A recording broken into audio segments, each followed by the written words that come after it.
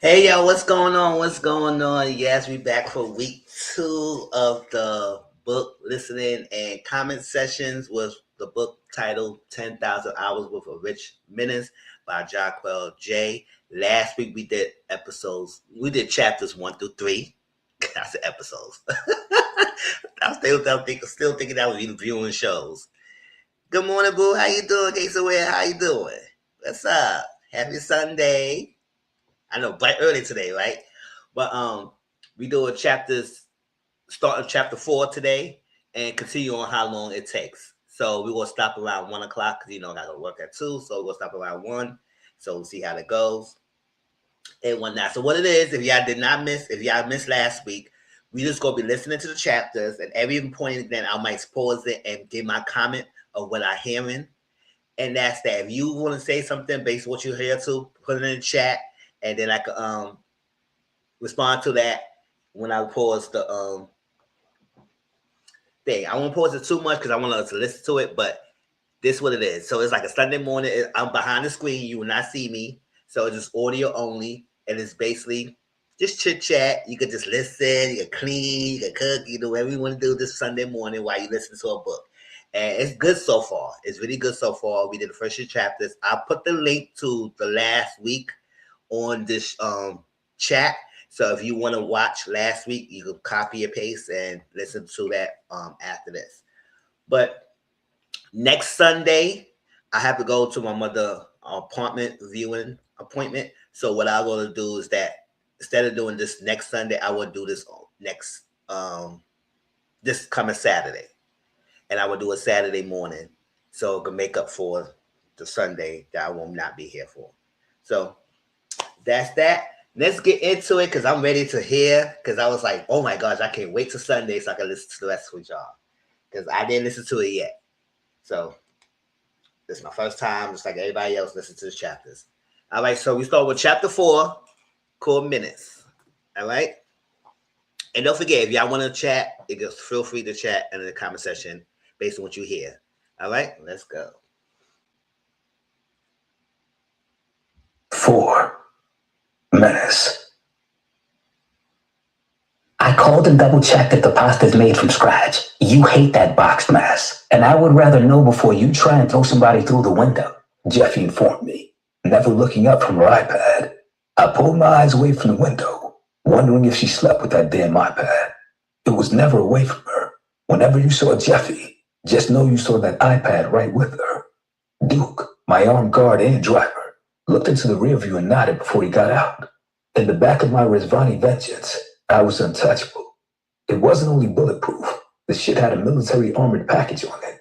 I've always known the Eaton name was powerful, and the amount of power my wicked-ass uncle had was something I probably would never understand unless I was in his position. I was now in his position, and I realized that our family had our hands into everything. That Eaton name made the entire world rotate, and when I took over, I held that power in my hands, and now the Caselli name made the world go round. I couldn't move like I used to, and I had to be 10 times smarter because there were men who wanted my position.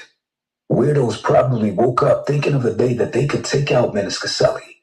If I learned one thing about my uncle, it was to trust no one. That was easy for me because I was naturally fucking paranoid, which is why I stayed to myself. Here I was wiping my uncle out because of the fuck shit he did to my parents, only to step into the role where there were men out there in the world that wanted to kill me. They would never admit it, and they would also shake hands with me and make deals while seething on the inside. Added with the fact that I knew every government official's dirty secrets. I wasn't foolish enough to think because they spent money with me that they wouldn't snake me. You see how the fuck they did Malcolm X and the founder of the Black Panthers. When it came to those bitches, they liked to hold shit over your head, not the other way around. To make sure nobody decided to start feeling themselves, I had security with me at all times, and I drove around in this fucking tank. Duke knocked on the back window and Jeffy looked at me as she checked her gun in her purse, and I leaned forward and grabbed mine from the divider between us. Hopping out, I put my gun in the back of my sweats, rounded the truck, and went into the restaurant. There were thousands of restaurants within the city. However, this one was a special one. Anytime I came to this restaurant meant I was meeting with the other founding families of Staten Island. I made sure Jeffy was in front of me as she pulled her purse onto her arm, and Duke watched my back as we entered the restaurant. What do you think this meeting's for? They don't ever call a meeting randomly like this. You nervous? She whispered as we entered the restaurant. The fuck I need to be nervous for? Those niggas breathe the same as I do. I looked around the dark restaurant with ambient lighting. I usually hated coming here because you could barely see your food or the menu. They were so busy trying to create the ambiance that I was going blind trying to read the menu or examine my food. Jeffy shook her head. Aside from Carter, you're the youngest at the table. You should be at least a little worried about this meeting. I wasn't nervous because I always played my part. The Caselli family didn't make any noise unless noise needed to be made. We were quiet, and not too many people knew about us unless they were about to be dealt with. I ran shit peaceful and never made much noise because I didn't have to. The Eaton name was loud, while the Caselli name was quiet. You worry too much. She snorted. My job is to worry about you, Maverick. Jeffy knew I hated whenever someone called me by my government name, and she was one of the only people that honor was extended to. Jeffy was my family, and at times I like to call her my savior. She knew me better than anybody, and she often pulled me in when I felt myself slipping away. Aside from Corleone, she was someone who knew everything about me. Even if Jeffy told me tomorrow she couldn't work for me, she would always be taken care of. She had a loyalty that you didn't find anywhere else in the world. And for the Casellis, that meant everything. Loyalty wasn't something that was always extended to us. From Cora to Zoya to Landon, she had a relationship with each of us. I knew we drove her ass crazy at times too. We all had grown up together, and there was a bond between all of us that couldn't be broken. You need to focus on your own life too. Feel me? She cut her eyes at me as we continued toward the back of the restaurant. We both need to focus on our own lives. Cora, Zoya, and Landon are grown. and you need to worry about your own now. Waiters pulled the curtains back, and we entered the room with the dining table. Awaiting at the table was Ghost, Ramik, and Carter. Meeting in the middle of the day. Dramatic much? I stood at the top of the table, knowing that none of them would move to dap me up. I was particular about people touching me. It took nearly 5 years for me and Corleone to embrace. They all understood and respected that it was love and nothing personal. You're a busy man, Menace. Plus, I got some other shit coming up, so this needed to be done now. Ghost was the first one to speak. Who the fuck died? I asked, as I slumped down in the chair on the other side of the table. Jeffy made her rounds hugging each man as they asked how she was doing. After her little greeting parade, she finally sat her ass down beside me and pulled her iPad out to work, which is what she usually did at these meetings. In between eating, she would work while we hashed out whatever the meeting was being called for. Today, she wasn't so into her iPad because she wanted to know why the fuck we were here in the middle of the day. Your family's roll within the 3 families. Rami cleared his throat, cutting into his bleeding ass steak. Beating around the bush hasn't been something we've ever done, so why are we about to start now?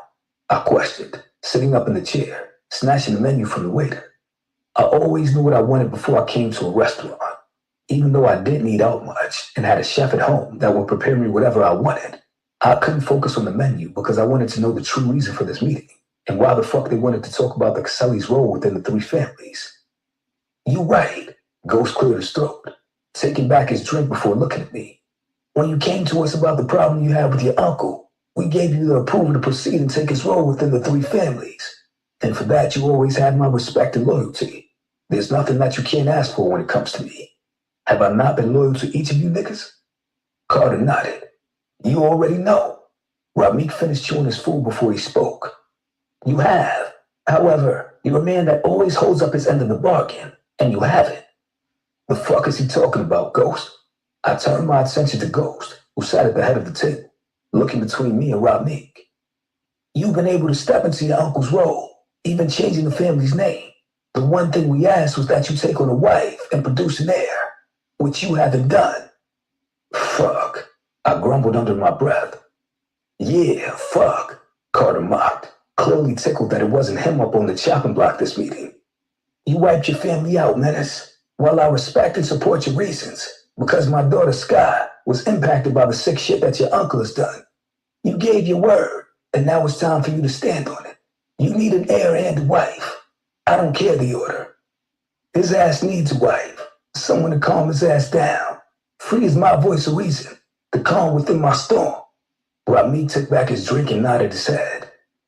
Giovanna is the same to me. As much as I handle business, she's always that voice of reason, and has been that for years. Every strong man has a smart woman beside him. I looked at Carter, who nodded his head in agreement. What?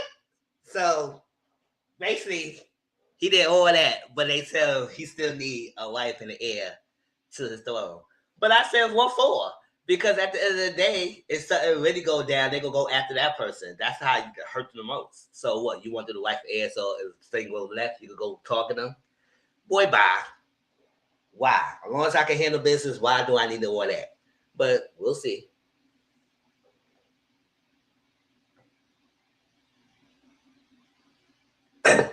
Star is my life. Couldn't do what I do without her. As much as we never agree with these old heads, I have to side with them this time, man. I'm able to run cool because of my wife. I agree, Jeffy added, and I nearly snapped my neck turning to look at her traitor ass. She was acting like my name wasn't on those He was like, girl, you want to be on my side. And you going to say you agree? Get the F out of here. The way I was still daggers at her. Chill. Goodbye. Okay. On those deposits that went into her account. Sorry, Mav. You do need a wife. You have to start worrying about putting down some roots of your own. Ghost smiled at Jeffy. Listen to my girl. She's kept you from going off the rails for years. She knows a thing or two. I leaned back in my seat and looked at all of them. This is a meeting to talk shit about how Menace lives his life. Why he don't got a bitch. Not a bitch. A wife. Rami corrected. And an heir. You have neither. Ghost reminded me. We need to know if something happens to you. You have that heir who will step in for your family. Landon will step in. He's not an heir, Ghost countered. So, how many times has Staten stepped in for you at times? Ghost wiped his hands and sighed. Steps in for me, not run shit for me. I have a son who will step in. Same. Lennox will step in when it's time, Ramik added. I looked at Carter. Nigga, I got my heir. Being that the Vanducci and Cromwells are roped into one family technically, I'm good. He polished off the rest of his drink. They had the same talk with me. Can't help you out, homie. I rubbed my hands together and looked at them, becoming anxious and annoyed at the same time. This wasn't the conversation that I thought I would be having today. We could have discussed any damn thing. Not this. The fuck y'all want me to do? Find some random bitch off the street and make a child with her? How the fuck else you think kids are made? You gotta actually touch a woman, Mets. Ghost laughed. Even Jeffy's messy ass snickered while pretending to look at her phone. Getting pussy is never the problem. These bitches. I shuddered. Kim is not that bad, Mav. You're way too hard on her. She's not perfect. No woman is perfect. You're never going to find the perfect woman. Jeffy gave me the same speech that she seemed to have programmed in her brain. Kids are fucking dirty. Landon was the worst growing up. Nigga liked to play in the dirt. Willingly, I expressed. Ghost and Ramik both laughed. You made us a deal. We came through on our end. You need to come through on yours. I would hate to cut you out that import deal that we have with the Delgados and Infernos. You're not hurting for money, but the money we'll make from that deal? Ghost whistled. I don't know why they didn't just have me meet them at a gas station. They had us meet at this restaurant, and I didn't have a fucking appetite because my mind was in overdrive. The thought of finding a woman to share my space with and produce a child sounded like fucking torture. They should have just whooped my ass and tossed me in a cage. Scooting my ass across hot coals sounded more pleasing than having to be nice to some bitch that I didn't want, just to produce a child and give him my last name. A child that was full of fucking germs and coming from the mama who was a germ. The shit had my chest tight just thinking about it. Oh, those of y'all who wasn't here last week, the reason why he so gets knowing that he said he has OCD and ADHD, so that's he was diagnosed with that. So that's something that is going on with him that he just like, I can't deal with that. So he's very meticulous and he got routine and stuff like that. So you gotta have a special person that really trying to tame that, but we'll see how that goes.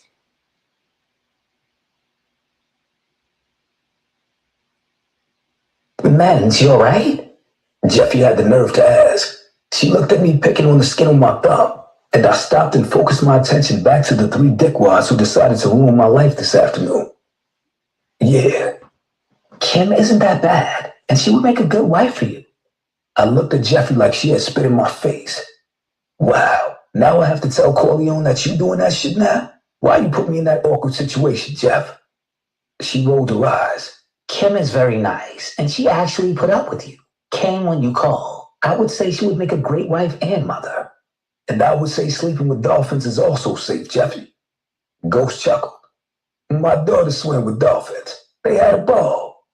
And now she called CPS when you ain't free.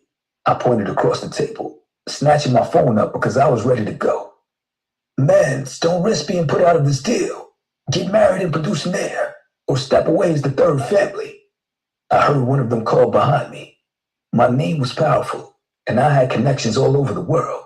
I had the world at my fingertips, so the threat of not being the third founding family of Staten Island should have meant shit. Except, it meant everything. In a time when everything was so murky, Ghost and Ramik trusted my word and took me under their wing. As everything was being turned over to me, and our name was being switched, it was them who was there to help me keep my head in order. As much as I couldn't wait for the day to end my uncle, it wasn't easy wiping out my family. It was something that kept me up some nights. All of them deserved hell, but it was different when you had to be the person sending them there. Stepping back as the third founded family meant losing that connection, that sense of family that we had built. We weren't the closest, and I didn't spend holidays with them. Still, I knew when I picked up that phone and needed a favor, they didn't hesitate to come through for me. If I couldn't be there for one of my siblings, I knew without a doubt that the Davis and Vanducci Cromwells would step in and take them under their wing. That was what the founding families offered each other. Loyalty, security, It wasn't some shit that could be bought or spoken about. These men had stepped up and showed me that they would be on the front lines, and I have done the same for them. And allow the fucking Amati family to step into my position. I killed for this shit. Deserve to be in this position. Ramik nodded in a proud father type of way. Then do what needs to be done. That import deal is too big for you to step away from. I don't care how many billions you have. I turned to leave as Jeffy went to say her goodbyes, and I pulled my phone out. Don's ass had called me hella times like I was his bitch or something. I picked up the phone and hit his name and listened to the call connect. Yo, we got a problem. Meet me at my crib, I replied, and ended the call. It was always we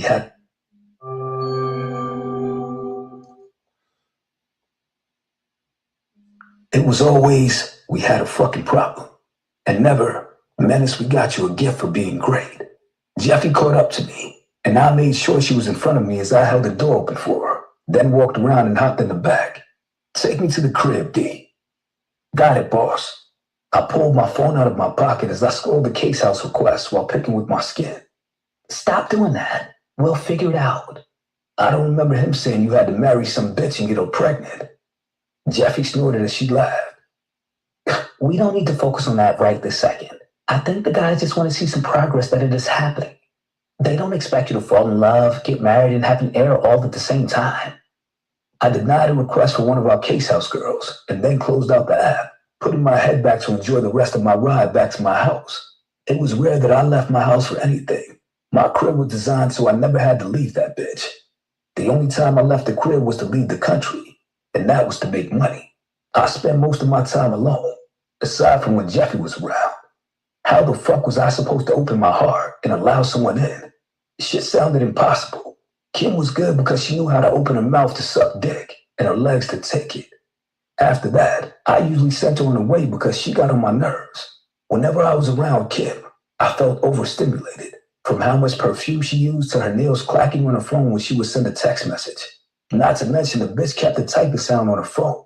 Every time she came around me, I always weighed my options on how bad it would be if I killed her. Shit, it wasn't like she was useful for shit anyway. Bitch was always doing shit to fucking get me mad. We've been distant since I threw her out the villa in Monaco and accused her of fucking dogs, which I still had a suspicion of. There wasn't a... What? Damn, Menace. You accuse her of doing something with animals? With dogs? Yeah, you don't need to be with Kim. Find somebody else. Get somebody else, because you were doing the most with this girl. Wasn't a right woman out there for me. My own siblings barely wanted to be around me. So how was there a woman out there for me when my blood barely came around? I mean, shit, I couldn't really blame them. I wasn't the most pleasant brother growing up, and I had did some shit that some of them would never forgive me for. I always moved in love because I wanted to protect them. They never saw that part, though. It was always me being the bad guy, ruining their lives. 5. Menace. I remember when I was younger and my mother had Cora. A nigga was pissed because I wanted a little brother. All I wanted was a little brother to follow behind me and be exactly like me. I had a whole list on how I would train him and how he would listen. Back then, my parents should have known something wasn't right, because why was I, as a child, carrying around a list on how to train a little brother that I didn't have? Either way, I wanted a little brother. When I was finally blessed with one, it was years later, and the nigga didn't listen. Don was the complete opposite of me, and did whatever the fuck he wanted. The only thing I could never or would ever take away from him was the fact that he was so damn smart. He skipped a grade in second grade because of how smart he was. The teachers were trying to figure out why he was correcting them, and it was because he was bored and wasn't challenged in the classroom. Aside from being smart, he was hard-headed and did what the fuck he wanted. Going to college was something that he had no choice but to do, unless he wanted to end up panhandling on the side of the highway. Finishing college was the only way he could get his trust fund, and Don wanted that shit bad. Both Zoya and Cora had access to their trust funds and never touched it. I almost wanted to keep it from him, because I felt like he was going to go through that shit. The few times I saw him at Case House property, I warned him that they were off limits. He could fuck Wendy Williams for all I cared. Long as he didn't touch none of the women at Case House. I had strict rules when it came to crossing those lines, and Landon knew he better not have broken them. Duke came walking in from the front, smacking on an apple. Don just pulled through the gates. I nodded my head, lowering the newspaper that I was reading. Leave it to Landon to bring his head. I'm a little low. You hear me better now? Maybe because I was too far from the mic. But let me get a little closer.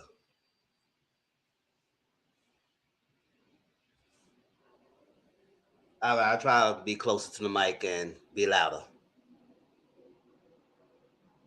Bring his ass during my designated quiet hour. Every day for an hour, I scheduled time to read the newspaper. I liked to sit in silence because my mind was always going. Whenever I sat in my study, it was quiet, and I could actually focus on what I was doing. My mind wasn't thinking about 20 things at once, and I could enjoy reading something without thinking about all the other shit I had going on in my life. My attention span was one of a child, and the minute I got bored, I was on to the next thing. I had been the same way as a child, always unable to focus without doing a million things before doing my assignments. Though they were always right, and I passed my classes, it took a lot to get them done. It was the main reason that I had structure. Everything in my life was planned out, even when it came down for me to take a shit. I knew what I was doing for the day 2 weeks in advance. Chaos was my enemy, and I made sure to keep that shit far away from me. Something came up that I couldn't get around. Without looking up from the magazine, I replied, "You get around whatever the fuck you need to when I tell you to come see me." Landon stood there, looking like me in every way. He carried himself the same way, except he wasn't as organized and quiet as I was. Mans, my life don't fucking revolve around you. I had some shit that needed to be handled. Your life and your sister's lives revolve around me. Every time either of you need me to handle something, that's when I can get a call that asks me to stop in and mind y'all business. So yeah, when I fucking tell you to come see me, you do that shit. I looked at my watch, a Cartier crash that I gifted myself for my birthday. I spent every birthday alone. My brothers and sisters called to wish me a happy birthday and sent flowers to the house that I saw when I returned home from Aspen. Always in Aspen. I'm hungry as fuck. Landon set his book back down and crossed the room to sit behind my desk. I bit the inside of my cheek as I watched him move the paperweight and other shit that I had strategically placed on my desk. Eat when you're done telling me this 24-hour news. He opened his laptop. I was going over Case House Vegas numbers the other day, and shit not adding up. I didn't trust many, so when it came to doing things in-house, I made sure it was my family. Landon was in college now for cybersecurity, but he had graduated with a bachelor's degree in accounting. It was Cole who told me to force him to go back for that second degree. Landon had always been into whatever Cole was in, and seeing the knowledge that he knew without a degree was some wicked shit. I don't like when shit don't add up, Don, I replied, going back to my newspaper, figuring I could finish this article while he ran down whatever to me. Me either. Ryan hit me up and told me that new nigga ain't been moving right. Said shit been missing, and he been scheduling girls for shit outside of the app. I put the newspaper down and looked across the room. Oh, word? Stealing from us is wild. Kennedy told me that he approached her first, and she told him that she only does work that is coming from the app and has your approval. The other girls that he has been using are new. Why the fuck is Kennedy telling you anything, Don? He sucked his teeth and continued on his computer. Why are we focusing on the wrong shit? I happened to be in Vegas and ran into her. Damn. Why the fuck you in Vegas, Landon? I questioned. He looked up from his computer. My fucking business. I'm not a fucking little boy no more. I'm 24. I know that's right. I said, boy, get the fuck out of here. Shit. I gotta answer you all the damn time. I'm in Vegas because I want to be in Vegas. Point blank, period.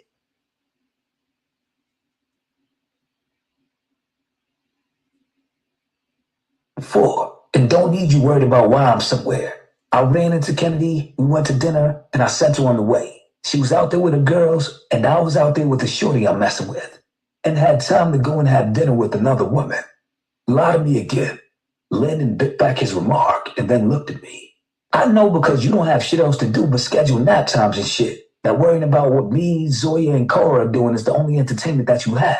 I didn't come over here for a lecture about who I could be around. I'm not fucking Kennedy. I folded the newspaper up, no longer interested in the current events in the world. It's only you and Zoya that give me problems. She wants to keep fucking with a nigga whose days are limited. And you want to test the waters of Case House. And you don't got no freaking girl and wife to air for your freaking business. So and what? If you want to figure, you know what? You know, sometimes like that.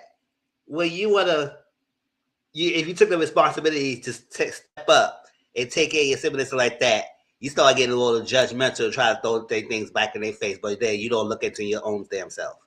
Child, remind me of the freaking movie I watched called, or series I watched, All Her Fault. Child, that older sibling always belittling his younger siblings, knowing that he was at fault all this time.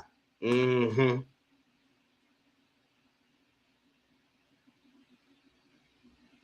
We're grown, mans. Respect that shit. Everybody can't be perfect like Cora. I looked at my brother and then at the book on the side table. It was wrong to toss that shit at his head.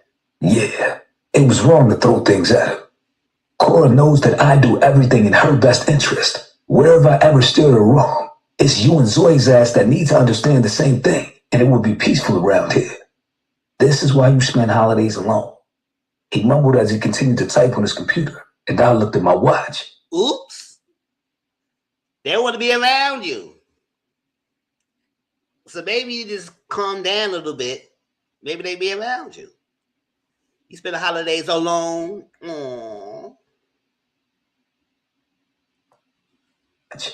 I hadn't spent the holiday with my siblings since they went away to college. They used to come home. Then that stopped. Holidays weren't big in our family, and they usually just sent holiday wishes in the form of a text message. Last Christmas, Cora came over and chilled with me for the day. Me and Cora were naturally closer than the younger siblings. Where me and Cora stuck together, Landon and Zoe did the same thing. Of course they would. They were the two causing me the most headaches with their bullshit. Zoe did everything when it came to going to college and then law school, down to her career. When it came to her personal life, she didn't take any advice and did shit to spite me. She knew her niggas' days were limited, and she wanted to lay up with them and play stepmother.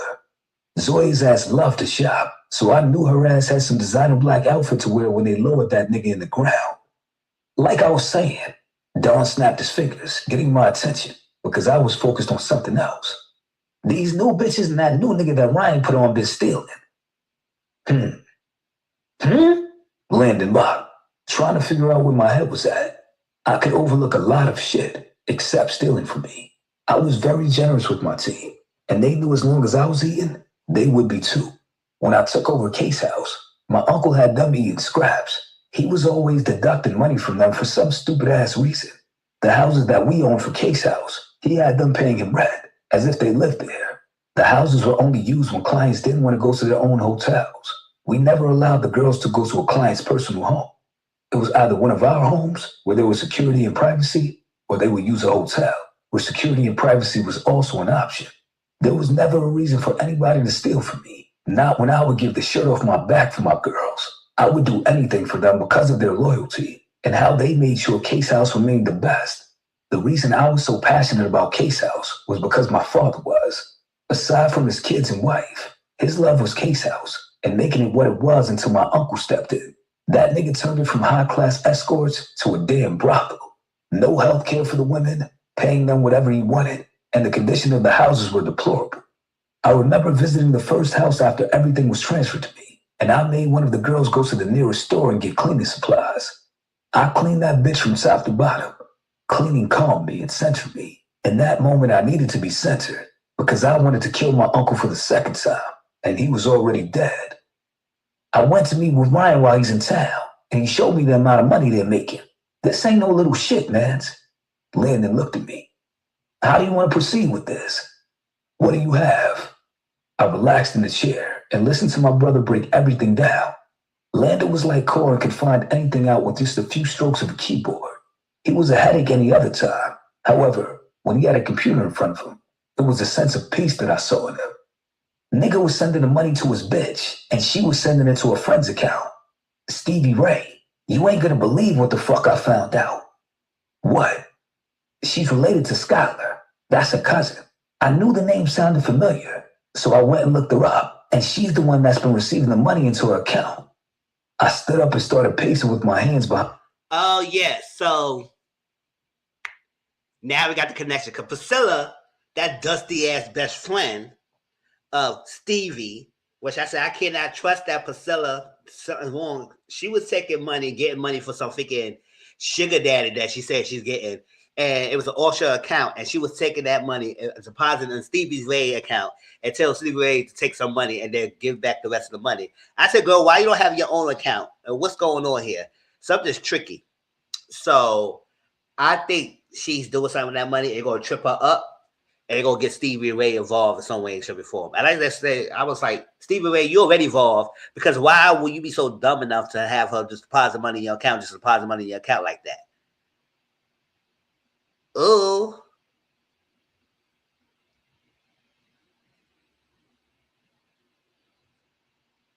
Hands behind my back. Now Cole gonna be all in his feelings because I killed Skylar's cousin. Landon laughed and I turned to look at him and he dropped a smile. Mans, you dead serious? She fucking stealing from me. Hell yeah. Landon relaxed back in the chair. I don't think she knows about the shit. She really thinks she's helping a friend out. A friend is sending you large amounts of money and you don't question the shit? Landon raised his... Right? Like I say, listen. Stevie. Oh, just poor girl. Stevie. We'll see how you go, girl. But that people are trying to warn Stevie. Sydney was trying to warn Stevie. And I think her cousin Sky trying to warn Stevie. And about Priscilla. And she said, that's my only best friend I have right now. I'm a grown adult. You can't tell. I said, all right. You gonna wish you listened then. Raised his eyebrow. Have you ever met Stevie? She would help a burglar rob her damn house. I want them brought to me, her included. Before I could even call her, Jeffy came into the room with my smoothie. What's that look you both giving me? You know Stevie, right? Yes, Skylar's cousin. She slowly dragged her words while looking between me and my brother. That bitch a thief. She's not, Don added. Jeffy handed me my smoothie and looked between us. What are you talking about? Stevie is in the Bahamas right now living her best life. You know all that information and ain't tell me? I thought we were family, Jeff. I looked at her with a serious expression and she shook her head, dug in her pocket, and put a napkin onto the desk. Good looks. Lupita makes the best fucking macaroons. Don tore into the napkin and devoured the first one. My macaroons that my chef made just for me. Jeffy, why the fuck? I knew Landon was coming over and had Lupita make a few extras. The 17 you always request are in the kitchen, Maverick. She cut me off and sat on the edge of the desk. About Stevie, what does she have to do with anything that you have going on? The bitch is a thief. I repeated for the second time. She was acting like she couldn't hear or something. Jeffy cut her eyes at me and turned toward Don for answers. I don't think she knew she was transferring stolen money into her account. Stevie is a little bit out there. Jeffy agreed with Landon. Well, she can be a bit out in that grave when I get my hands on all the motherfuckers. Get the jet fueled and go with Duke to bring them to me. You're not going? Don questioned. Jeffy snickered. You know he don't take spontaneous trips. He has to know about them well in advance. Stupid superstition. She eased up from the desk and walked toward the door. You right. I ain't lived with this nigga in so long that I forgot some shit. He went back to doing whatever on the computer, and I sat back down in my chair. Mans, you cannot kill Skylar's cousin. Don't think I asked you, Jeffy, I replied, snatching my newspaper, then tossing it across the room. The fucking stealing from me. I give them fucking everything, and they stealing from me? I roared, pissed. Greed. Jeffy folded her arms, probably feeling lonely since she wasn't holding that damn iPad in her hands. They spending big money too. Hacked into her bank account. Wilshire, Bahamas? Sheesh. Don whistled as he was scrolling through what I assumed was her transactions. Dior, Gucci, Prada? Bitch has expensive taste. I was becoming angrier by the second. I'll go and get everything set for the Jad. Remember, you cannot kill her, Mans. She gave me that look on her way out, and I ignored her ass. Why the fuck you still here? I grumbled and left out the room. First you mad I didn't show up, now you throwing me out. Dawn smacked on macaroons while I headed down the hall to go into the bottom level to my gym. My blood was boiling, and only one thing could control the feeling I got when my blood was hot. Running on the treadmill until I felt like I was going to fucking vomit. 6. Stevie. Stevie, I thought you cut things off with him ever since your last date with him. Priscilla looked over my shoulder as she plopped in the chair across from me with a plate filled with food. What did happen on that date? We were in a lounge at the airport waiting to board our flight. I was still shocked that I was going on a trip and we were flying first class. I had never been in an airport lounge in my life. This was how the other half lived, because who filled up on all this food before a flight? Rich people, that's who. I looked at the string of text messages that Cornell had been sending me. He was worried that I was going to air him out on social media. He didn't care that he tried to take advantage of me. Nell was worried that me speaking out would get him kicked off the tour with Zay. If Zay knew he had a creep in his camp, he would for sure make sure he was good as gone. Nothing but positive things surrounded Zay and his career, aside from the beef with his ex-fiancé. Priscilla was stuffing her face with crab bites as she waited for me to answer. He's been reaching out to me, trying to apologize because he had taken something that night. He's trying to save face because his best friend is cousins with Zay. Priscilla screwed her face up. Even more reason to cut him off. He's not even direct friends with Zay, and he's being weird with you like he's important. She looked truly disgusted. Yeah. Priscilla polished off the rest of her crab bites and then wiped her mouth. Girl, we're about to be on a resort toasting to the good life, and you are over here being depressed. Leave Cornell and his weirdness alone. What you need to do is be messing with these get money niggas. I don't want to mess with any. Hey, girl, what the hell are you messing with? According to freaking Menace, you stole that money. So, girl, you ain't nobody.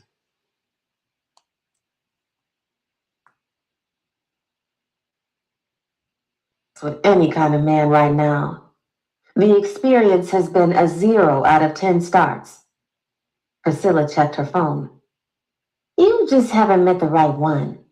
I guess I can say the same thing, too. Isn't your boyfriend the whole reason we're going on this trip? I questioned as I took a sip of my cucumber water. Priscilla dramatically pulled her head back while letting out this rich bitch laugh. Stevie, you need to realize every man ain't meant to be your boyfriend.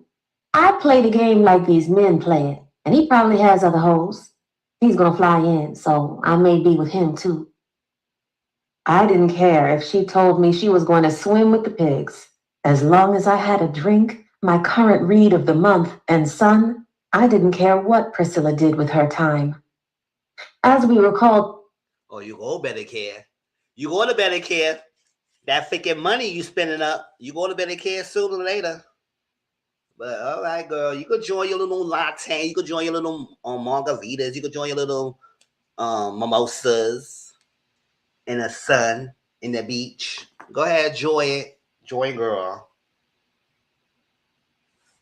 Called to board, it was an entire new experience being able to get on the plane before everyone and being offered drinks soon as we sat down. Priscilla kept her sunglasses on as she flipped through the menu and acted like she belonged.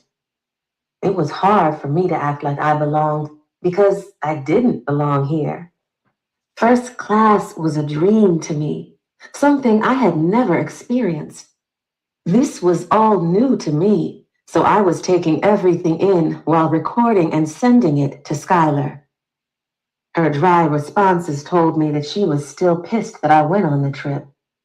She spent the entire night while I packed last-minute things telling me that something didn't feel right and I should stay. She even offered to take me to the Bahamas and we could bring Estella. The girl tried everything to get me to stay, and when she realized I was going, she gave me money to make sure I was safe. Skylar meant well, but she had to realize that I was older than her and didn't need my little cousin telling me how I should live my life. Skylar had always been mature for her age, always worrying and always doing what was right. I think the one thing she did that was out of the ordinary for her was getting pregnant. When she first moved to New York for college, we weren't as close because she was living her life with her friends and getting the taste of freedom. Every time I saw her, she was on the go and living her life with the wrong people. Something changed, and she got back to the Skylar that I knew, the girl that was serious about what she wanted out of life. When her mother passed, she became more guarded and stricter with her life. I understood. She had Estella to care for now, and she couldn't rely on her father to help her. Bottoms up. Priscilla handed me a shot, and I took it back as the plane got ready to take off. To a vacation that we'll never forget. I smiled as we clinked glasses and got ready to enjoy ourselves on this trip. I needed this. The Wilshire Hotel in the Bahamas was beautiful. The 6-star resort was everything I didn't know I needed in my life. The minute we landed, they... 6-star. So what's this? What's up in the 6-star? What included in this 6-star resort? Is it unlimited food? That'll be great. And drinks. That'd be great. You get a massage every night? That'd be great.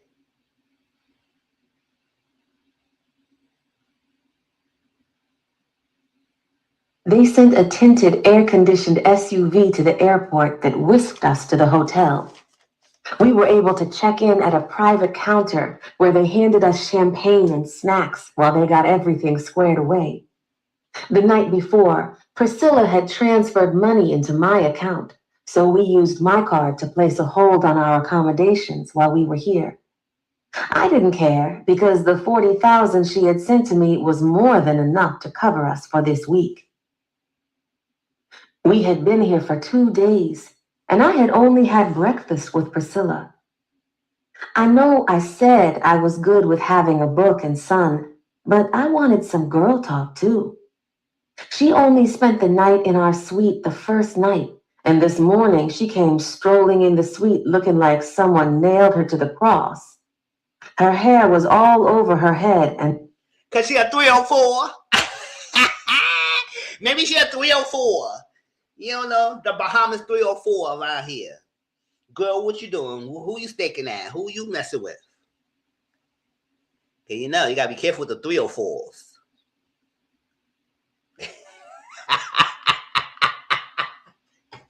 There is that.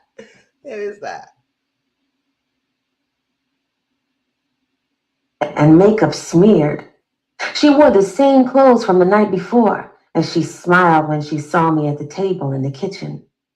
Yes, the suite had a whole kitchen. Good morning. Someone looks like they had a good night, I grumbled, taking a sip of the green tea that I made. She fanned herself and went to the coffee machine, pushing a pot in and leaning on the counter. That nigga broke my fucking back last night. Girl, you need to come out tonight with us. I had no desire to be around Priscilla's boyfriend or the men he was with. She claimed he came with a few friends, and I didn't want to be the friend that had to make useless conversation because my girl was with their boy. I thought we would hang out today. Maybe go to the beach or sit by the pool and try all their drinks. I got excited at the thought of just us girls hanging out. Priscilla's face told me that she would rather eat dolphin shit than do what I suggested. It was weird because she invited me, and as much as I knew we didn't need to hang every moment of the day, I thought we would at least hang a bit. Other than my cousin and Priscilla, I didn't have any friends. I remember my mother always pushing me to make friends, thinking that everybody wanted to be friends with the girl who rambled and struggled with ADHD. They all thought I was weird, and I hated being the weird girl. I craved a... Oh, maybe you and Menace might get along really well.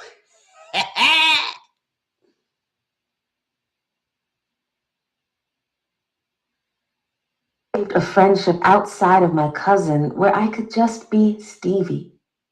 As much as I was close with Skylar, I often felt like she was forced to be my friend, as if she felt bad that her older cousin was a loner who would rather spend her nights painting or watching anime. We can go shopping today. There's a few stores I want to hit before my date tonight.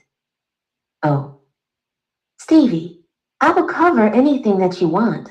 Remember, this trip is on me. You should come out tonight with us. His friend is fine.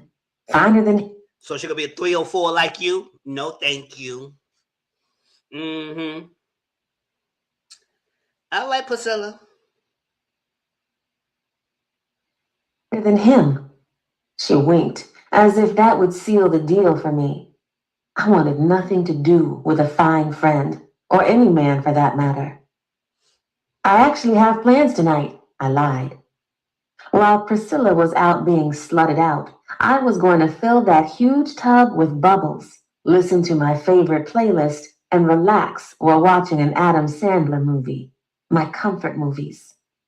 When my mother passed away, I stayed held up in our apartment watching Grown-Ups for weeks. I didn't even switch between part 1 or 2. I continued to watch part 1. I could recite the entire movie without a second thought. Actually, I liked to think of it as a hidden talent, and I knew it was going to get me out of trouble one day. She grew excited as she quickly ushered over toward the table and scooted in the chair. Was it that cute bartender that kept flirting with you? Yes. I lied, knowing that she wouldn't let up until she was satisfied that I was with someone. As much as I admired my friend, I could also point out that she was very motivated by men. Men were her entire life, and that... Because she a 304. What you don't know? What you don't know? Now I don't know if she is one. I just making that up. But that's a matter. But we all know they introduced her that she always had men giving her money, and she don't want to work in all that because she get money from men. But I say, how many of that men that money is actually given to her or stolen? And like I felt like the fact that she coming late on staying out all night and come home this morning, yeah, she 304. And that wasn't my reality. I didn't need a man to live. The one man that should have been there for me never was. He was too busy doing and being everything else to anyone beside his daughter and wife that needed him, wanted him home. I had only experienced love when it was broken, never when it was whole, never when it felt like an old school song. The heartbreak is what I witnessed. The disappointment of the person you vowed to do life with. All of that scared me. And aside from the Tony situation, it caused me to shut men out. My mother thought she would have the man she married forever. He promised to love her right before God. He gave her his word, and the minute that the signature on the certificate dried, he was doing him, breaking those very promises he had given her. I never wanted a love like that to find me. 7. Stevie. A bunch of bags sat at our feet as we sat at an ice cream shop in the resort. Priscilla said she wanted to do damage when it came to shopping, and she did exactly that. We had went to every designer store and boutique that was on the resort, and she swiped my card and purchased everything. I got a pair of shoes and some things for both Skylar and Estella. As much as I loved to shop, I didn't want to spend the day in and out of stores. I wanted to explore the Bahamas, do a few excursions, lay out by the pool, and actually enjoy the trip. Aside from shopping, Priscilla continued to stop because her boyfriend kept asking her where she was. When she put that baby voice on, I knew it was him on the phone and rolled my eyes. I realized today that the rest of this trip would be filled with me being alone, doing what I wanted to do. She wanted to stick up her boyfriend's ass, and I wasn't about to beg her to hang out with me. And you don't. Then go ahead and do what you got to do. You keep talking about it. Go be about it. Chill.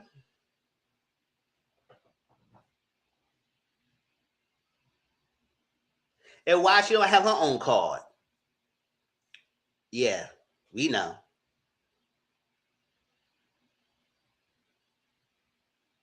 Are you sure you don't want to come tonight? His friend says he wants to meet you, and you've been hiding. She sipped her milkshake while I enjoyed my cone. It made me real uneasy how she kept trying to push her boyfriend's friend on me.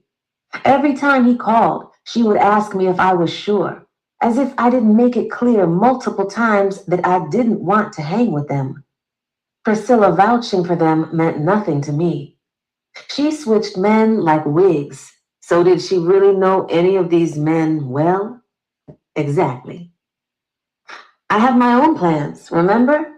I reminded her like I had been doing each time she asked me. She giggled. Girl, nothing is off the table with them. Big money. I've never fucked with a nigga that has money like this. Girl is damn near spilling out his pockets. I love this for you. She was so tickled as she swung her crossed legs while looking at her phone. I could love it for you too, but you want to play hard to get. How about we come back to our suite later on? How about you don't? I smiled. Fine, Miss Boring.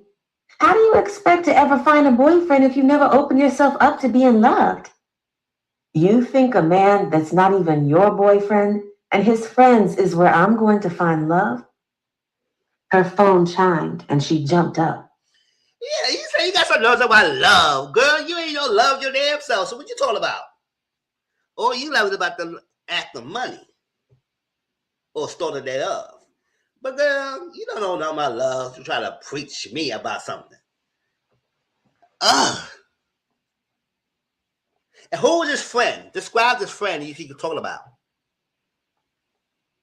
Go palm you on a friend. Girl, why you don't mess with your friend and you keep talking about it?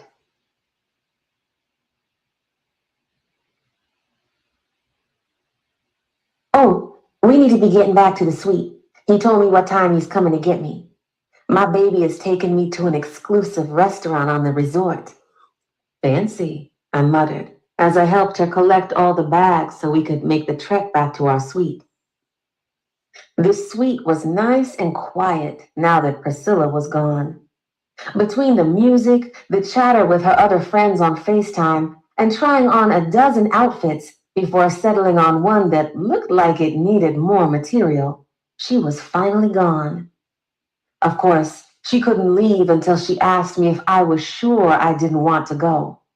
This time, I closed the door in her face and locked it while heading to my room to take a relaxing bath. She wouldn't be back tonight, and I knew it from the way she popped her birth control and washed it down with rum. I've always suspected that Priscilla was a wild card. Other than drinks and a few dinners, we've never been on vacation together. It was like being in a relationship with a man, and you didn't really know him until you moved in with him. Even though she hadn't been in our suite that much, I could see her differently than the friend I was always excited to see when she made time for me. I used to stare at her in admiration because she played these men like they played us.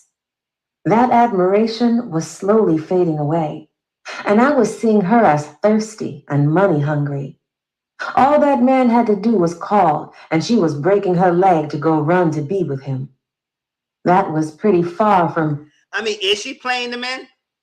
I know sometimes people act like, yes, she might be getting money out of them, but oh, you playing them or they using you? Because sometimes when money is involved and they giving out that much money, they hold most of the weight. They usually hold most of the weight. But okay, let's see if she really playing this man. Because what I'm seeing, she messed with the wrong one or the right one, and we're gonna find out.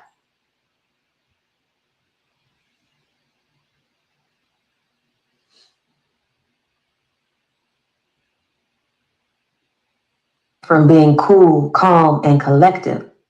Skylar, if anyone, showed me how it was to be cool when it came to a man. She had Corleone head over heels for her, and the man would give her the world if she asked. Not that she acted unbothered. She also didn't jump at his every move. I drizzled the hotel bubble bath into the water and lit a few candles I got from the gift shop on the way up to our suite as I listened to Fire and Desire by Rick James. I moved my hips as I listened to Rick talk his shit. This was my favorite song in the entire world. I remember singing into a brush with my mother in our living room. We would sing this song at the top of our lungs, then bust out in a fit of giggles. Love! I belted out as I did a fake striptease, as if I was doing it for my man. Wishful thinking. I flung the shirt across the room while rocking my hips from side to side. Then I dipped my toe into the water. The water was the perfect temperature as the rest of my body followed, and I did a happy shiver, allowing the warm water to engulf my body. With my eyes closed and the music blaring, I inhaled the sweet, salty mix of the candle and felt more relaxed than I had in a long time. My body was literally loosening up by the seconds as I settled into this tub. I wanted to feel this warm, this safe, and this relaxed for the rest of my life. The thought of returning home back to the hustle and bustle of my life made me cringe and my jaw clench. My life wasn't all bad. I just didn't know what was next for me. Since I lost my mother, I had been trying to figure out what was next. What was Stevie Ray supposed to do? I had no sign from her, and at this point, not even God could tell me what was next for me. Nails paid the bills, barely, but that wasn't my passion. It fell into my lap and aligned with the fact that I loved to create art. Painting had always been my first love, and I have loved it since I was a child, except being an artist didn't pay the bills. It was a nice hobby to have.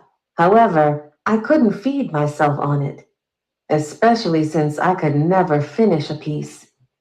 There were so many unfinished pieces in the living room at home that drove Skylar crazy. She hated that I clouded our living space with my unfinished canvases, and even tried to hold an intervention to get me to stop buying them. No matter how many times I put one to the side, unfinished, I found myself at the art store scanning my rewards card to get discounted canvases. I held my breath and went under the water and remained there for a few seconds before I came back up, opening my eyes and nearly stopping my heart at the same exact time. Ah! I screamed as I tried to gather the bubbles to cover my chest up. Between the music, my heart thumping in my ears, and the sound of my screams, I was overstimulated, scared, and on the verge of passing out. The man standing in front of me was large. He had to wait. Ah! Girl, you waking up and you see somebody just staring at you, that's weird. How the hell he got in that freaking place? To set her up.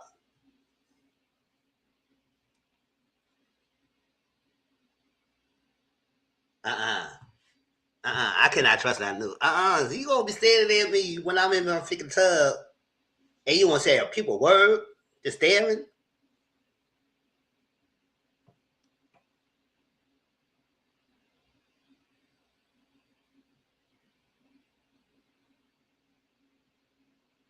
To weigh over 350 pounds of muscle, and he was tall.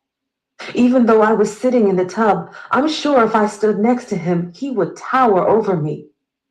His caramel complexion, thick beard, and freshly twisted locks were in rope twists pushed back out of his face. His thick eyebrows, dark, menacing eyes, and pink lips were just staring at me. His arms were covered in tattoos as he stood there looking at me. Like he wasn't invading my privacy by not only being in my hotel suite, but my bathroom too. It was then that I noticed he was holding something in his hand, and it was clothes, my clothes. I'm going to step out the bathroom so you can change into these. Try something, and I'll make this TV fall in the water with you. Got it? Oh, I got it. I got it, sir. You can electrocute me today. My good deliciousness, you can't be electrocuting me. I will get dressed. Thank you. Thank you. I'll be right out there in a minute. You going muscle bound. You about to break me in half. I can't do that.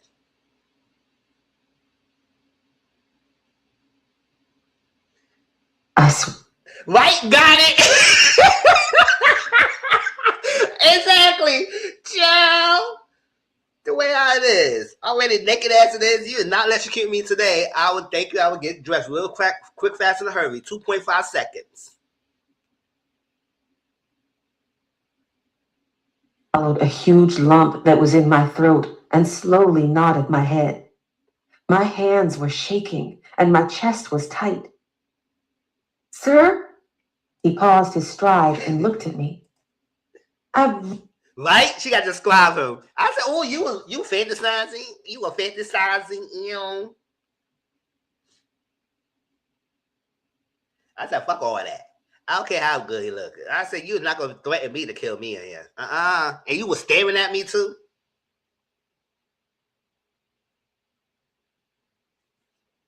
I really think I'm going to pass out. Why did I admit this to a strange man in the bathroom of my suite? I was scared, and you often did things that you wouldn't have done if you weren't. Me and Skylar always used to play hypothetical games where we would predict how we would act if something happened. A strange man in my suite on vacation wasn't a scenario we ever practiced for. You don't pay me enough for this shit. Who doesn't pay you? He snatched the towel from the heated towel rack, opened it up, and walked toward the tub. Step out slowly. Hurry the fuck up, he barked as he held up the towel and looked the opposite direction. My legs felt like rubber. Let me looking away. You ain't saw my motherfucking nakedness. You better just watch. Fuck. I get out when I get out. I'm gonna get out. You better just look at the goodiness. Shit. Now you want to be all shy about it. No, you ain't saw the body, so you might just want to hold the towel up and keep looking at me until you wrap that towel around my body. Point blank, period. Let me stop talking. Let me stop. Rubber when I stepped out the tub. My breathing labored because I was calculating if I could bolt across this bathroom and get some help for myself. This was one of those moments I wished that I would have gone out with Priscilla and her boyfriend. I quickly slipped on the clothes he had for me, and he snatched the towel down and went into his pocket. Hold this, his deep voice said, as he grabbed me up and put a cloth over my mouth, and my eyes became blurry until everything eventually faded to black. Oh, shit. 8. Menace. Duke pulled up to one of the warehouses I owned on South Avenue in Staten Island. I owned a bunch of warehouses all over the city, some empty and some functioning businesses. This one happened to be empty. It had been a week since I had Duke go and snatch Sticky Fingers and her friends. He opened the door, and I hopped out, going around to open the door for Jeffy. Maverick, you listen to me. Keep a calm head. I already don't like that she's been here for a week and I've been quiet to Skylar. I stopped in my tracks and looked at Jeffy, one of my best friends. Shit, I would go as far to say she was my damn heart because there was no one closer to me than her. Corleone counted, but me and Jeffy were soulmates. Not no freaky shit either. She understood me like her mother did, and for that I would always have a high respect for her. You remember that Skylar may be your freaky sister wife, but I'm family, your soulmate. Right? Jeffy pointed her finger into my chest. Me and Skylar are not sleeping together, Maverick. I've told you that already. I have a loyalty to both of you, and Stevie is innocent, and you're going to see for yourself. Let's not bring this soulmate mess up. Just because you went down a rabbit hole on platonic soulmates doesn't mean we're about to have this conversation again. She turned on her feet and walked through the door that Duke held open for us. Where the fuck are they? I said I'm on my way, had Duke give you the ETA, and here I am in this stink-ass warehouse, and I don't see them in the chairs with their mouths gags and wigs in their laps. Boss, you never said that was the plan. One of the flunkies looked at me, and I had half the mind to pull my gun and empty it into his chest because I was so pissed. The curly head one kept crying, so we kept her in the back. Mans, she had a panic attack twice. Beans, one of my top generals, and Don's best friend replied, I don't have time for this shit. I rubbed my temples and took a seat in the chair that was set up for me. The only thing these niggas had ready for me. Bring me out that nigga and his bitch first. One of Bean's flunkies went to the back, and I heard him hollering before two others brought out a man and a woman with cloth sacks over their heads. Please don't kill me. Please. I know we did, but I promise we can fix it. The woman's muffled voice sounded through the bag. I stood up as they slammed them both down in the chair, and she broke out in a hysterical scream. Your ass wasn't fucking crying when you were stealing, huh? I snatched the bag from her head, and she jumped back because of how close I was to her face. Your breath smells like fucking kangaroo pussy, bitch. Ooh! She took a note. Ooh! Oh, no! Oh, girl, your brother's stinking, girl. Your brother's stinking. Oh. Hope that's not good, Priscilla. Thinking her boyfriend was going to think it rob or steal from him.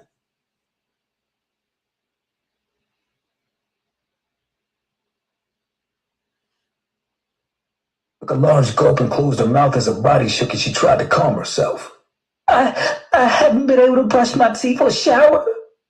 Do you think there's showers in hell? Tears poured down her face at my question. No.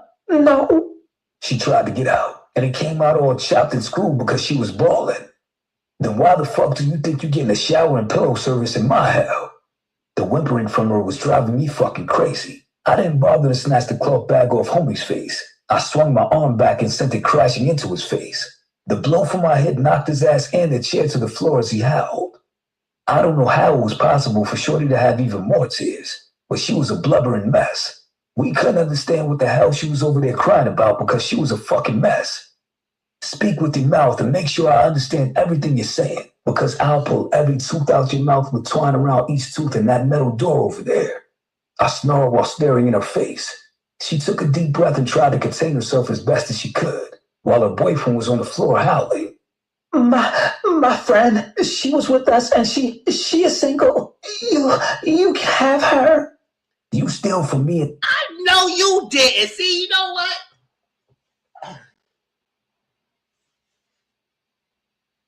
See?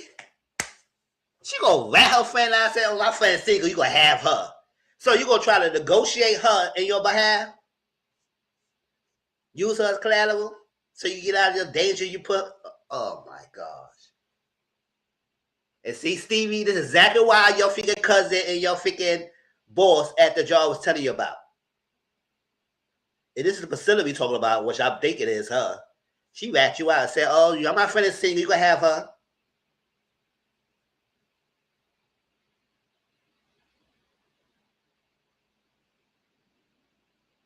Me and then offer your friend's pussy and think that's gonna get me to change my mind on sending you through the meat processor in the back room. Oh God! She shrieked to herself as she tried to find the words. Anything that would save her from being killed and turned into ground meat. She's a virgin? Jeffy scoffed. What? Oh, and then you gonna tell her status? Oh, you a fucking snaky bitch. I'm sorry to say that. You know, whatever. Ooh. Not only you offer her up, now you gonna say she's a virgin? Ugh.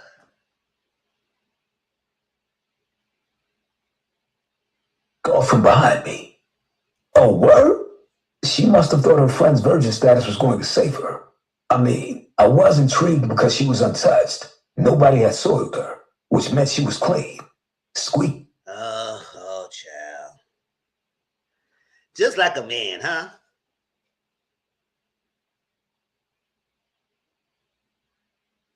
Squeaky clean. It made me all that more interested in her.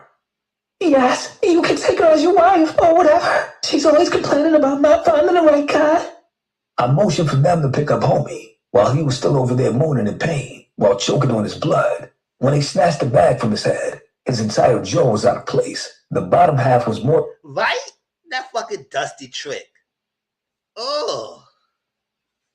Now she said, oh, she over complaining you don't have a man, you gonna make her a wife. Now it might work for his advantage because he does need a wife and everything. But I'm not expecting you just gonna sold me to him. Fuck out of here. Exactly. They said don't go on vacation with so-called friends. Exactly. Friends you gotta be suspicious about. She just dropping all money and just tell you we gonna go Bahamas like that and no explanation. Goodbye, I ain't going with you.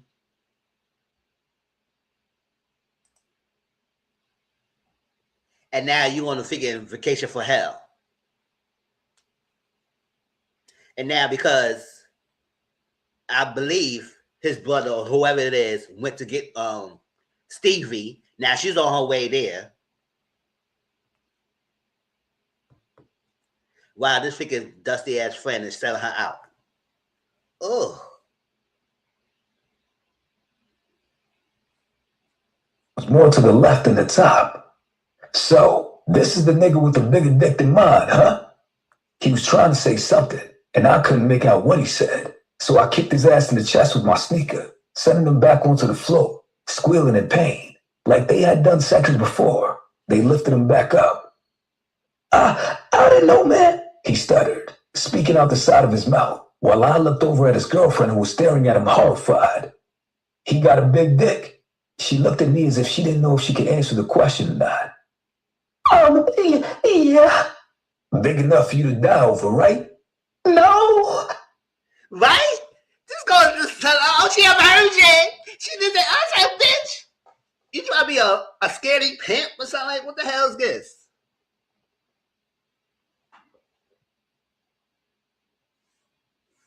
Please, no. My best friend, you can have her. Who the fuck are you to even offer her up?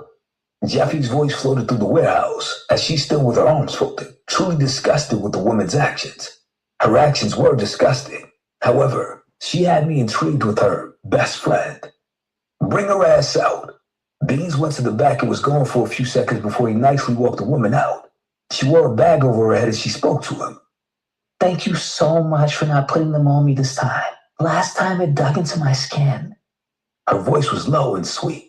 Little fucking thief had the nerve to be kind and have a beautiful voice, and I hadn't even seen her fucking face yet. No problem, Stevie. I looked at Beans and he shrugged.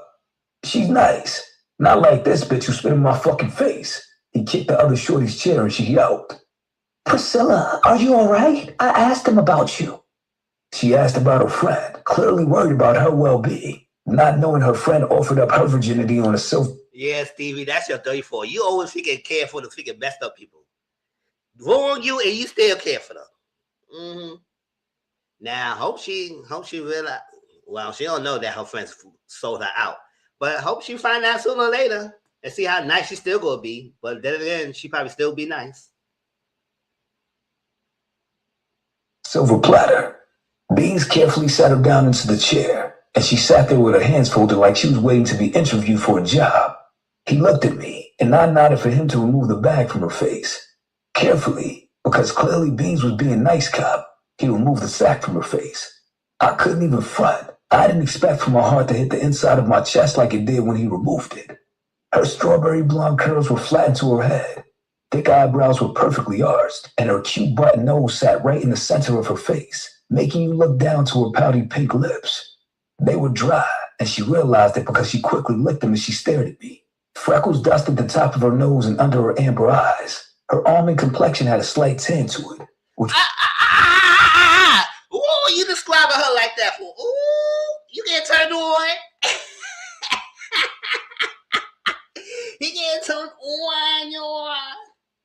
Maybe the best friend is a good deal, but that's fucked up though. He giving all the description about her.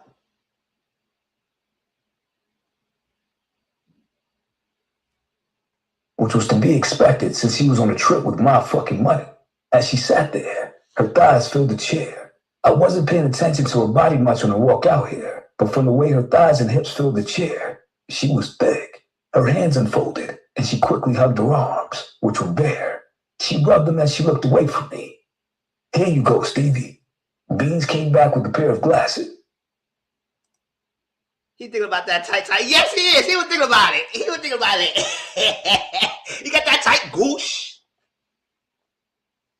He got the boom boom.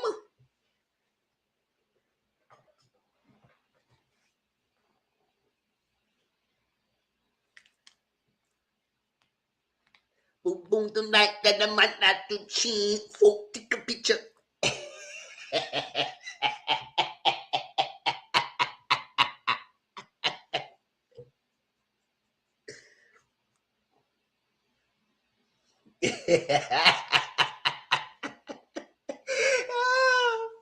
That's right, Spice. Ew.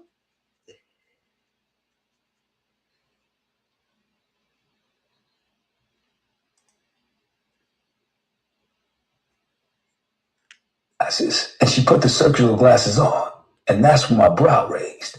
Little sexy blonde ass couldn't even see me, because once she saw me, she felt really self-conscious sitting in front of me. I could tell she was looking over herself and trying to fix how she sat. Homie slowly peeled his eyes from me onto her and nearly knocked his own self out the chair. Stevie? Her head snapped in his direction. Ray? Stevie, what in the fuck? Shorty in the middle looked between her dude and Stevie. You know him? That's my damn father. The way she said father told me he wasn't a good one, and they didn't have... Ooh, not the father. The father that's not around. So he messing around your fucking best friend? Ooh, because he always is in trouble. He was never around. He was an addict.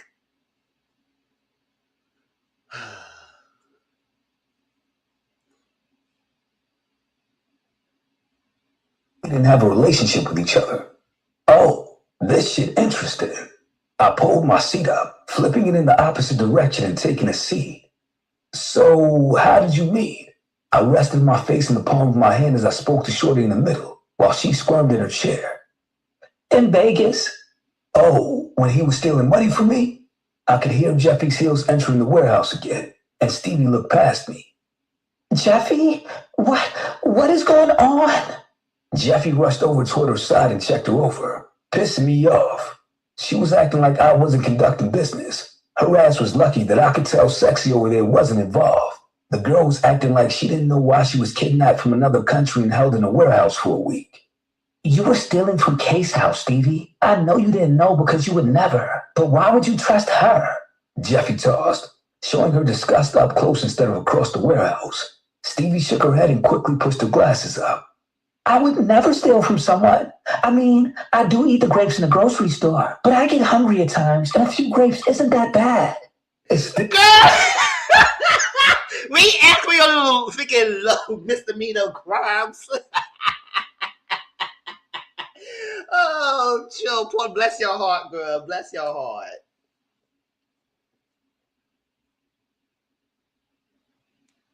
Still stealing, Cleo? I barked. Cleo? She asked. Yeah, you and your set it off crew thought you were hitting a lick. Jeffy rubbed her shoulders. Skylar has been worried about you. She warned you about this one. Gosh, I hate being caught in the middle. Her head snapped up in Jeffy's direction. No, she cannot find out about this. I will tell her my phone fell in the pool or something. How you gonna do that when you're dead, sweetheart? Stevie turned her head toward me and slowly took a deep breath. That is true. I want my last words to be that I didn't steal from you. I steal grapes from the grocery store, not money. Priscilla, tell them about the money Ray was sending you. Wait a minute. Why do you call your father by his name? I was so...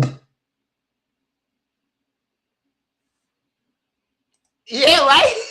Everybody say that don't steal but eat the grapes at the grocery store sometimes. But first of all, it's supposed to be washed up anyway. You don't just want to eat grapes from the grocery store. Chill. I don't do that. You got bottles there, but that damn, that costs about £1. That thing adds up.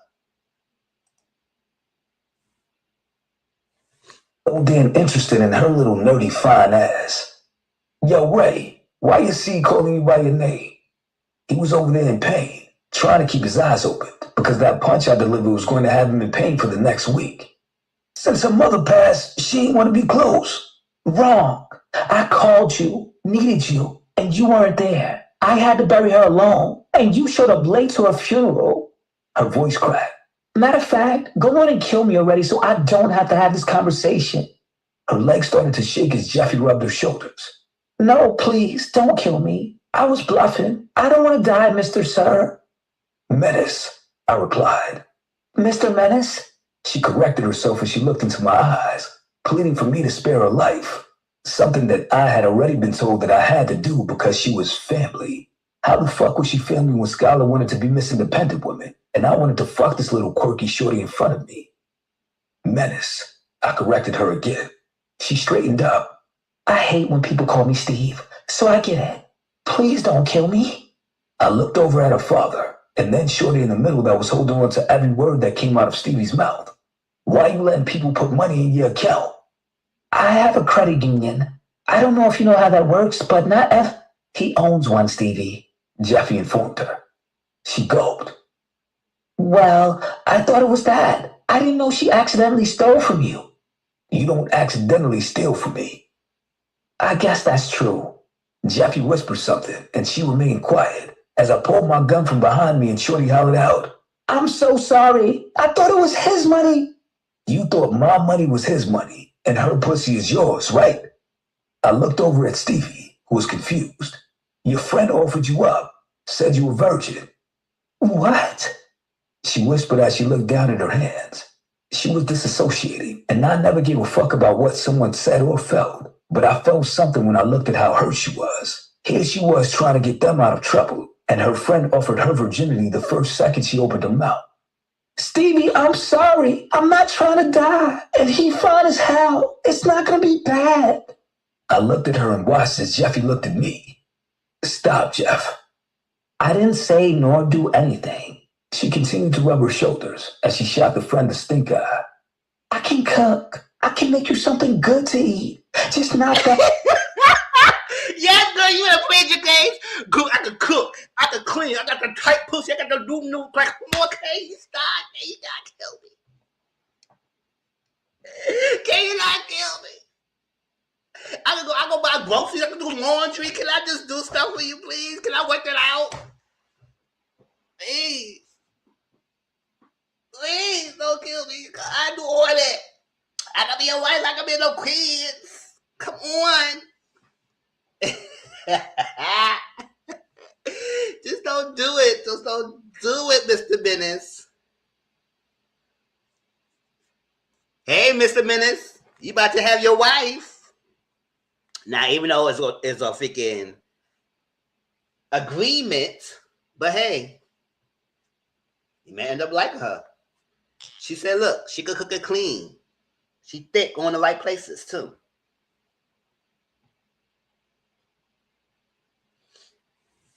Not that, please, she pleaded, and my fucking stomach dropped. I looked down at my gun and aimed it near Shorty's leg, firing a shot at the floor near her. She toppled over onto the floor trying to get away while Ray did the same.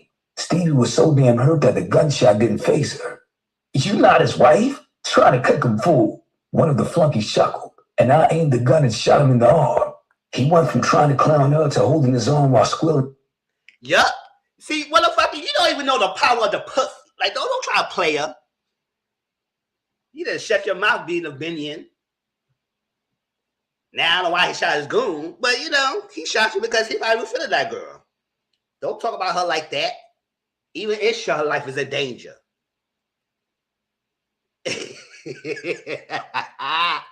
I know y'all said Mizzle is a fool. Never stop. Never stop.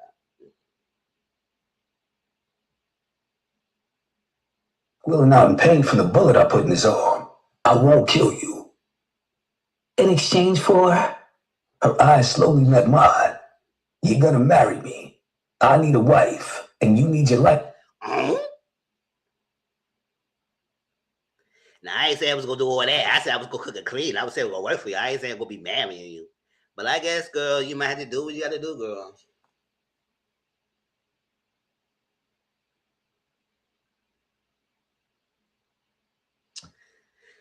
Just when you're in the house, just sing some hymns.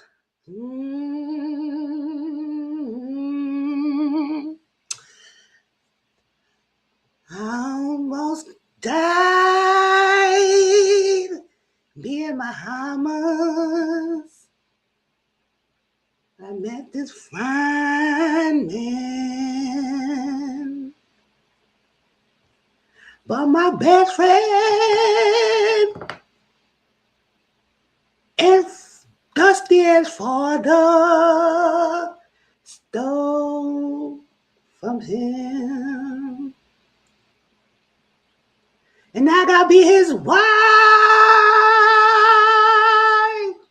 Yeah, just sing hymns, girl. Sing it. Sing it. Mm-hmm.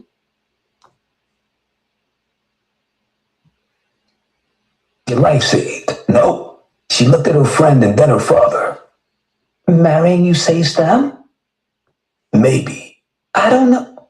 Child, marry the damn man. My life on the damn line and you debating. You always been a little slow, baby girl. Ray spattered, trying to keep his breath. Shot that fool. Shoot his fool. You talk about your wife. Shoot her. I don't care.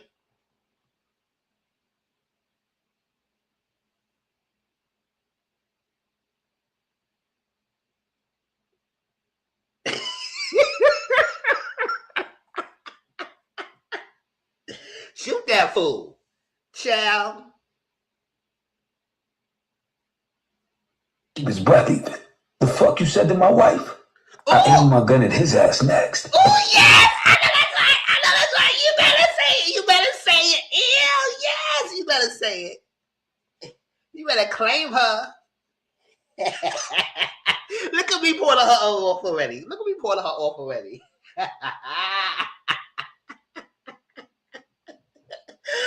Oh, shit. I'm hot. Ooh, yeah.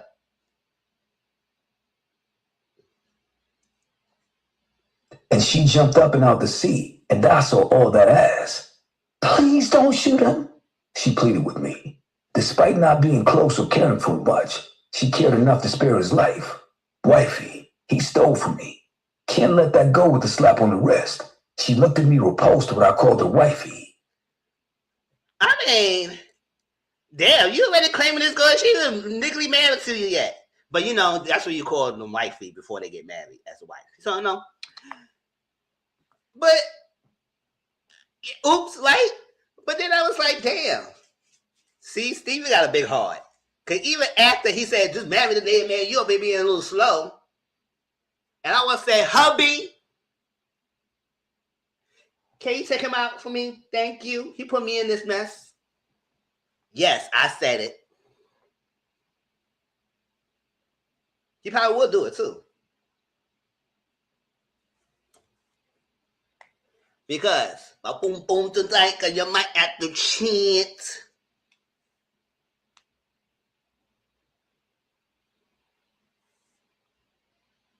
Don't call me wifey.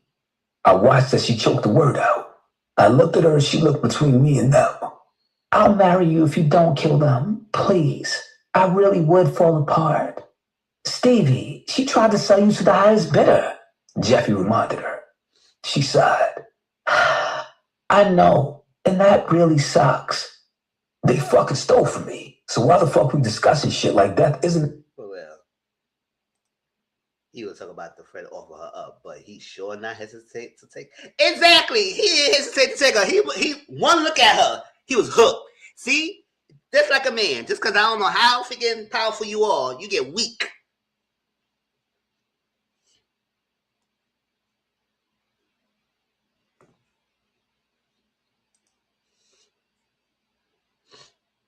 But yeah, he still hold the power. But listen, the way how he at the few minutes that he met her, she may got some pull on him.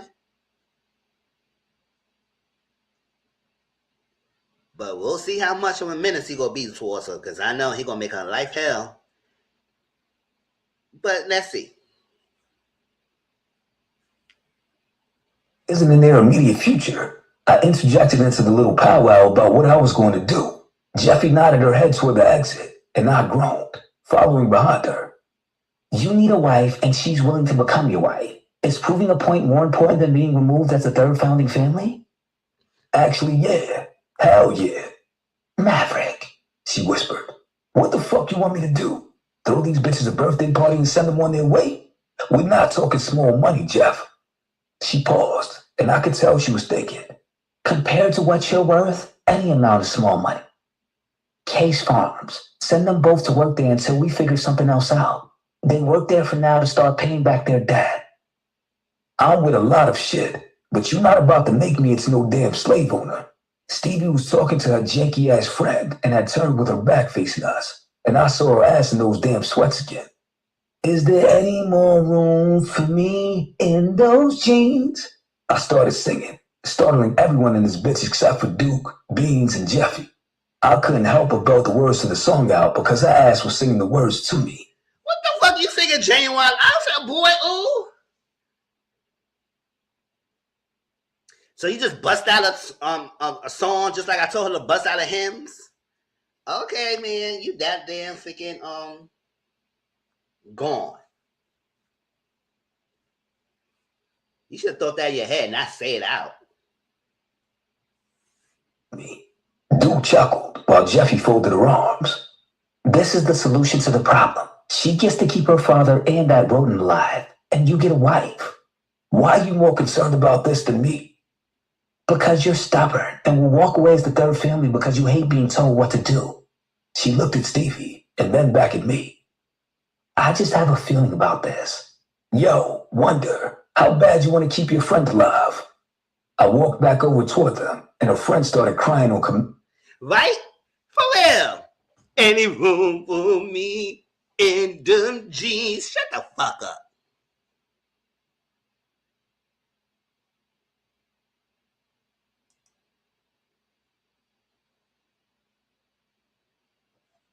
command. I walked over toward her and rubbed my gun against her jaw before resting my gun on the table next to her. Leaning my arm on top of her head, I started picking at the front of her wig while waiting for my future wife to tell me what needed to be done. My name is Stevie. Wonder, answer the question. She looked at Jeffy, who tossed her hands up. How do you know I wasn't the mastermind of all of this? I told you the girl was. I quickly turned, tapping her father's jaw, and I'm sure I probably knocked that shit back into place with the way he was squawking on the floor again. Is your purpose to get him to kill you, Stevie? Jeffy asked, trying to understand this woman. Shit, I was trying to understand her as I continued to pick Shorty's wig. It was something soothing about picking the hairline of this shit. Why would you lie to me, Priscilla? I thought we were friends. We are friends. Ouch. I started picking the pimple on her forehead. Stop lying. You offered her virginity up like it was yours. Stevie put her hands on her hips and looked at her, and I licked my lips as I took her in. Why you do that to me? I told you about Tony. Who Tony? Nobody. No, that's the dude that figured SA you when you was younger and try to have her brother and do the same thing to you and told you if you say anything, he would have told everybody you was with it to freak both of them. No, tell him so he could go different guy. I don't care how long ago it's been. He ready to protect you. So tell him what he did. I said, well, his address is this place and.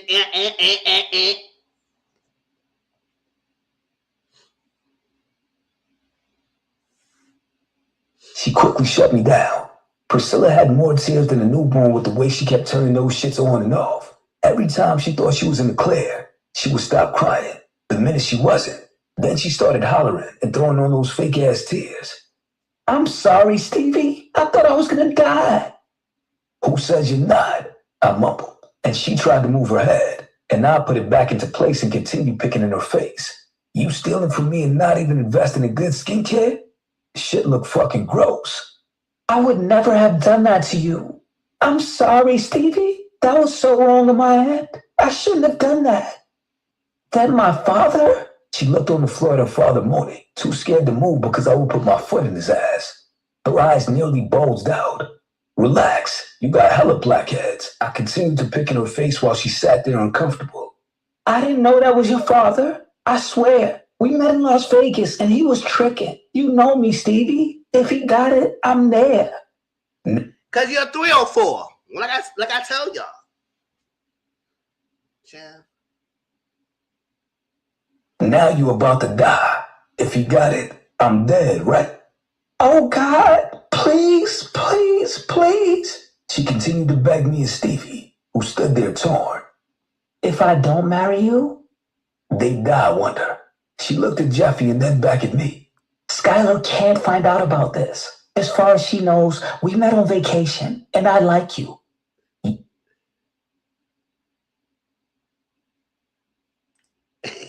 Now you gonna read me. Why have me feel for my life? Exactly. Oh, Joe.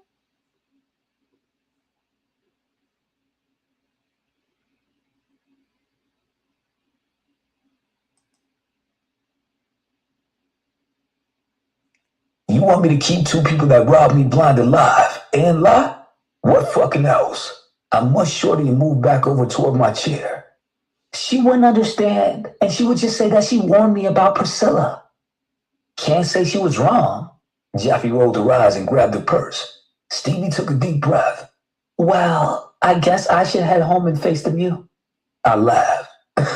What the? Your home is with me. Fuck you think this is? I'm gonna negotiate a deal and let you off the hook. You're Skylar's cousin, not mine. I don't fucking know your loyalty. Shit, I'm questioning it right now, cause this bitch should have a bullet smoking from her forehead. I have to live with you? Yes, beloved. Girl, what you thought it was? You gonna marry him and to be distant? Ain't no long distance around here. Ain't no long distance kind of relationship. This is not an arrangement. Girl, you supposed to be smarter than that. Look out of here. Your best friend stole money and put it in your account, and now he wants his money gone. You thought you were gonna marry him and be away a long distance? Nah, you gonna stay with him, cook, clean, like you said he's gonna do.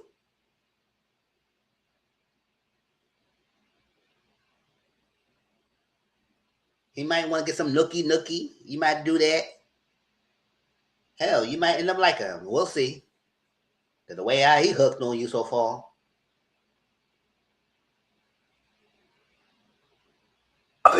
I smirked as I walked past her. Beans, get these niggas to Ryan so we can have them flown out to Case Farms. I'll figure out to do with them until they pay their debt. I would have Priscilla selling pussy. However, that wouldn't be a punishment with the way the girls at Case House were treated. The shit would have been a luxury for her disloyal ass. My blood still boiled at how hurt Wonder looked when she realized that her friend had offered her up. Like slaves? Priscilla screeched. Like alive ones.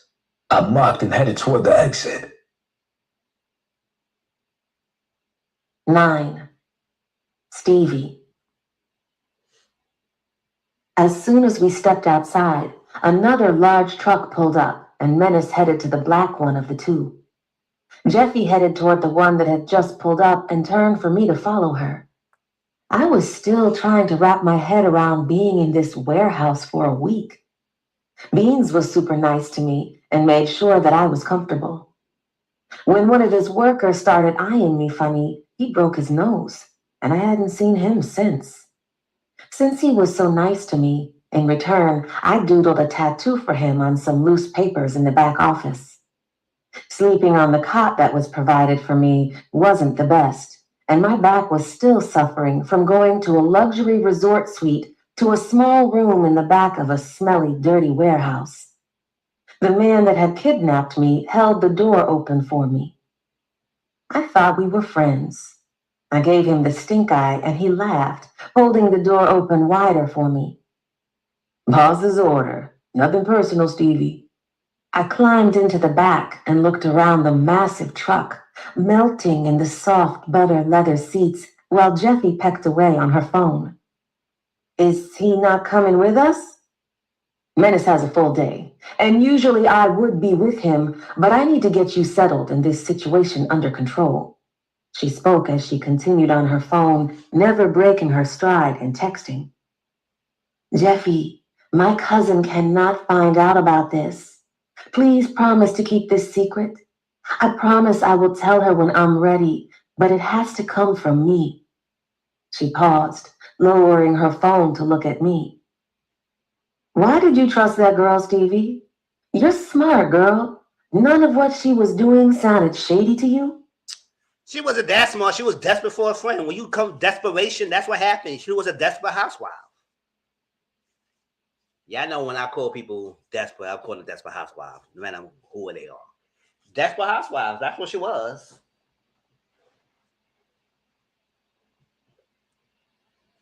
She even thought she would think twice of that shadiness.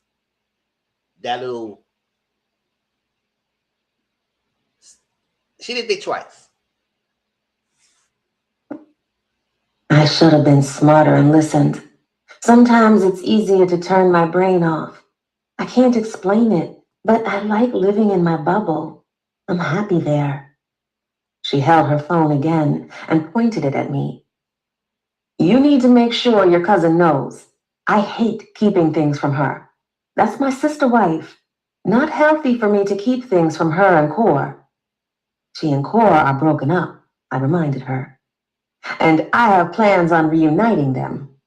Enough about my family. This isn't a joke. He needs a wife, and he's really going to marry you.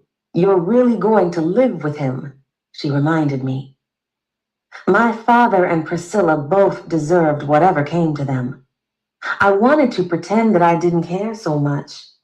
He had been out of my life since my mama's funeral, and I hadn't heard a word from him. Why should I care for a stranger? My father was a stranger, and I shouldn't have given a damn about what happened to him. It was safe to say that he was innocent when it came to betraying me. He had no idea that Priscilla knew me. The betrayal was hearing that Priscilla was willing to offer me up to this man without a second thought. Bringing up my virginity, something that I had told her in confidence, really hurt. For a brief second, I wanted to die because all eyes were on me. Menace was most definitely scary. So clear it up. Yes, so she is a virgin. When I said earlier about the essay, yes, that's still true. Him and the brother were trying to force her stuff on her until the mother caught them, and then they blamed the mother to think that she was hot fast. So yes, it was damn near get to that point that they was. So that was still XA. And his eyes were very menacing with how he stared at you. Like he wanted to rip your head off and then eat a full-course meal after. Even I could see his eyes soften when he heard what Priscilla had said about him being... For real, not willing, dead. Ain't no willing, use your words right. She did offer you up, not willing.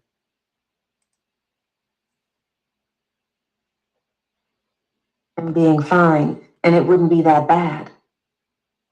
I don't want my father or Priscilla to die.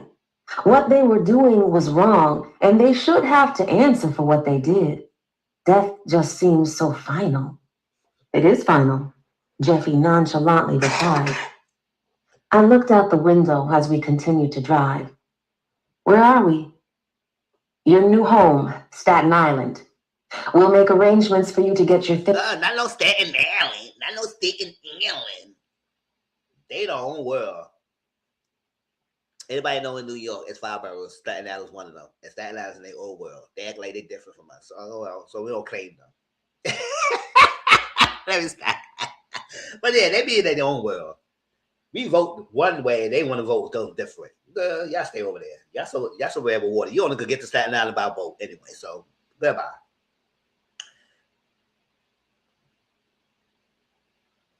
It is a little bridge, but you know, it is what it is. Things from the condo with Skylar. I guess that would be the time for you to be honest with her. Not yet. Give me time to tell her. Skylar is always so hard with me, and she will tell me that she told me so, which she was right. I just don't want to deal with that right now. I'm her big cousin, not the other way around. Allow me to tell my own business and sit with this for a little minute, you know? She nodded her head at me and agreed with what I was saying. Okay, girl, you can tell her. Shoot. You still gonna get I told you so or whatever. See, I told you not to trust that girl, and look what happened. But you never know. You may do a good little job with this Menace, and you probably get busy with protected. But then again, him and his wicked business is heat. So it's a little half a half of things. It was hard to admit to my cousin that I didn't listen and ended up in this situation. I've always been raised to look at the bright side of things, and the bright side was that I wasn't dead. It was because of the people and connections that Skylar knew that had prevented me from dying in that warehouse when that could have been my fate. I'll give you that. Remember, your business includes me knowing and will break the trust me and Skylar have. She's my best friend, and we don't lie to each other. I promise.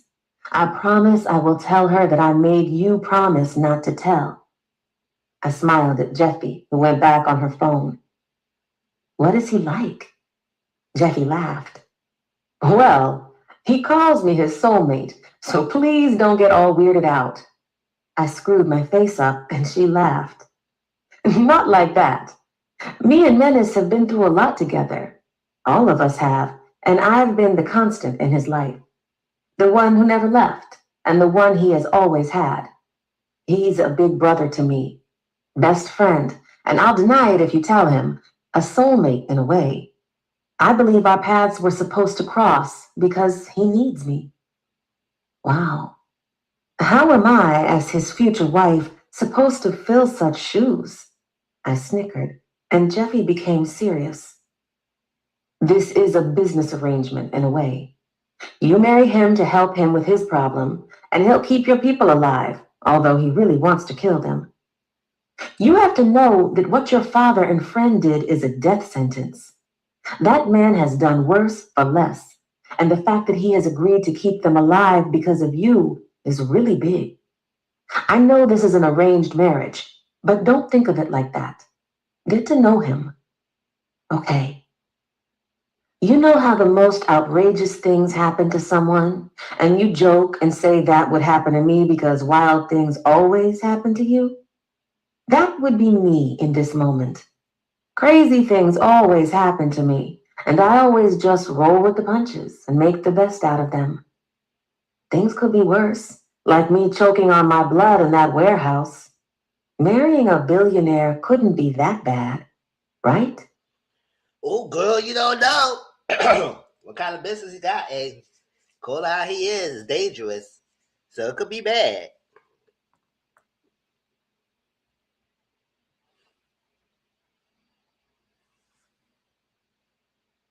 When Jeffy showed me that the chair had heat and it reclined back, I was dead to the world.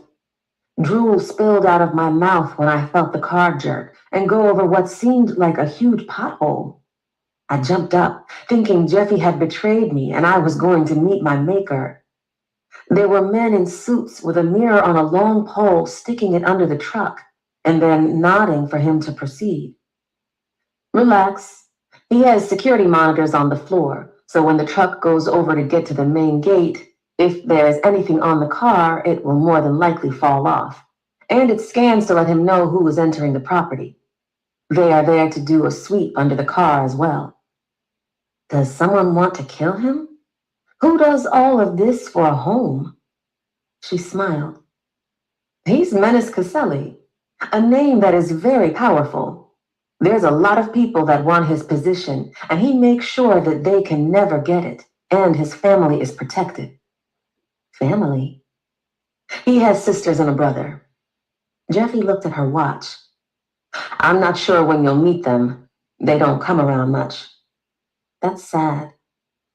Her phone sounded, and she quickly picked it up and jumped into work mode. I admired how she could keep everything together without a strand of hair being loose. As we inched closer to the gates, the driver put the window down and waited a second, before he quickly punched the number in and looked into the camera that moved in his direction. Soon as the camera verified who he was, he pulled up and lowered Jeffy's window down, and she repeated the same process with the phone tucked between her ear and shoulder. Soon as she was verified, the ironclad gates opened, allowing us access into what looked like trees. Each tree along the winding gravel road had a light that illuminated near the root of the tree. It was an overcast day, so the sun wasn't out, and it appeared darker, even for it being in the afternoon. We drove for a mile before we wrapped around a turnabout, and the house in question came into view. My breath was caught in my throat when I took in the home in front of us. Forget home. This looked like it could be a college campus or something. It was so massive and black. Very dark. Every inch of this home with its sleek glass balcony, slate exterior, and black gloss material screamed luxury. We pulled onto the Nantucket pavers that were perfectly layered. On the ride up from the gate, I felt my ears pop and looked at the driver and Jeffy to see if they felt the same thing. Now I knew why my eyes had popped. We were surrounded by forest. However, this home was elevated on a cliff, far away from everything and everybody. Talk about isolation. For real, a dangerous isolation. I said, boy, what you trying to do?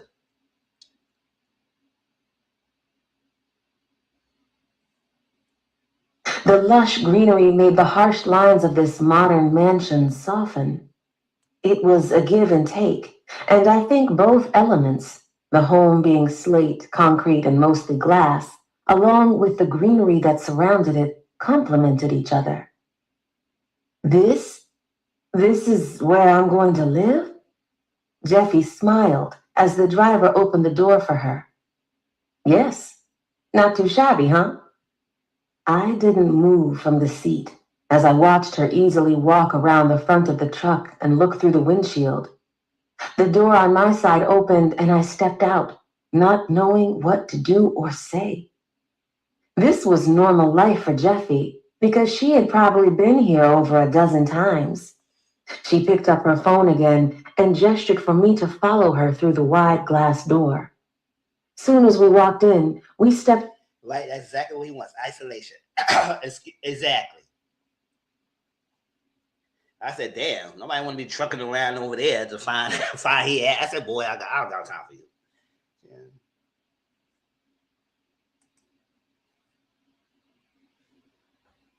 Stepped through another door, and I jumped when a mist fell down onto her from the glass doorway.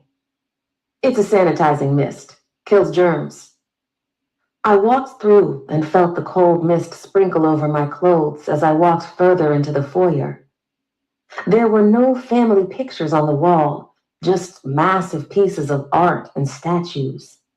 The textured walls, dramatic modern chandelier, and the floating staircase didn't disappoint. The marble floors were so clean you could eat off them. They were sparkling as we walked into the house. He doesn't mind shoes downstairs. However, no shoes are allowed on the second and third level. Well, the third level is off limits to you. It's his bedroom, office, and his sanctuary. Noted. I said, bitch, don't be trying to do all that. Because when my boom boom go be going in, I'm going to be in that bedroom soon enough. Let me stop. But let me stop. I know my role. I know. I can't go upstairs. Girl, all that rules.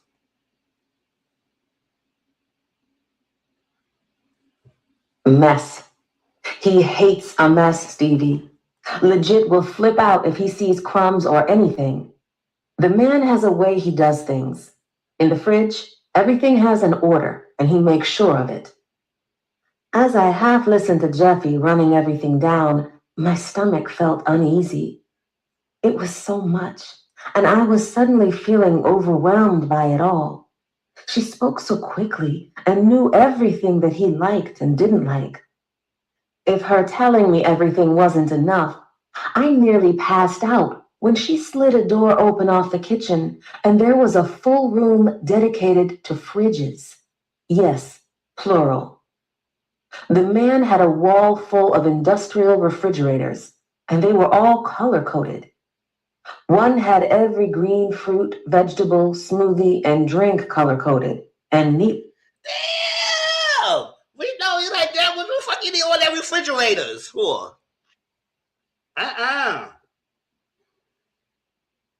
She gotta be walking up. Exactly. Now they both got the ADHD going on, but the OCD, I don't know if she don't has it. But he is extreme case of that. So yes, that's gonna be something. Yeah, I say if I sit down the one way, make a quick sentence, make a crease in the freaking chair or something like that, he might even flip out.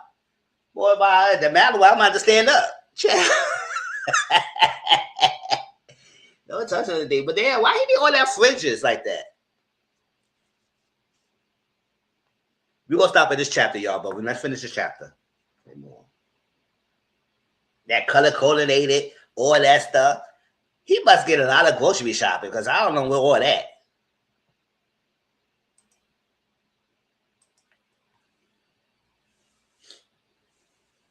And neatly put. Then another had a bunch of red smoothie drinks in it, along with red apples, because God forbid we put a Granny Smith in there. You can help yourself to anything that you would like. Just make sure you don't mix things up. Colors go with each other. And then she walked over toward the other side and slid another door open, and my eyes nearly fell out of my head. It was a candy store. A literal candy store filled with different variations of candy. Bitch, what we doing here? Because it seems like it's a freaking chocolate factory around here. You got one little grocery store place. Now you got a candy store over here. What is a clothing store next? Like, what's going on here? All these freaking doors and mazes.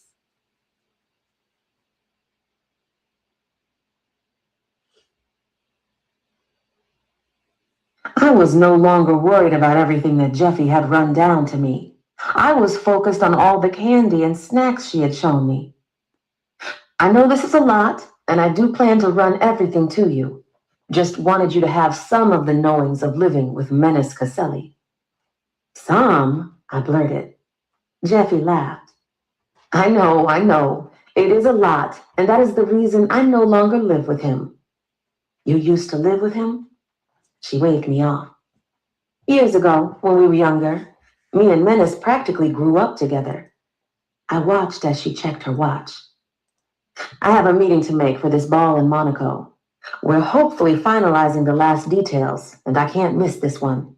Let me show you where you'll be staying, and the driver has brought in your suitcase and cell phone. I followed her through the museum of a house. It looked unlived in and perfect. There wasn't a pillow or carpet out of place. As we made our way through the house, I started to see if I could spot something that is out of place. I never did. Jeffy opened one door to the double doors down the hall on the second level. This is my room? She smiled. Yes. Maybe one day you both will want to share one room. Yeah, no thanks. I muttered and walked past her into the room, taking in the hues of beige, cream, and mauve. The tufted wall behind the plush bed filled with bedding that matched the entire room had me in awe. The plants in the corner were fake. Still, it added to the decor of the bedroom. My room was right off the backyard, so there was a sliding door and a glass balcony I could utilize. From where the house sat in the hills, you got a full view of Staten Island and the Verrazano Bridge in the distance. It felt like we were royalty looking down on the kingdom.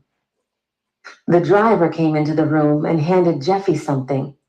She thanked him and gave him an ETA on when she would be done and ready to leave. You're leaving me here alone? You're not alone.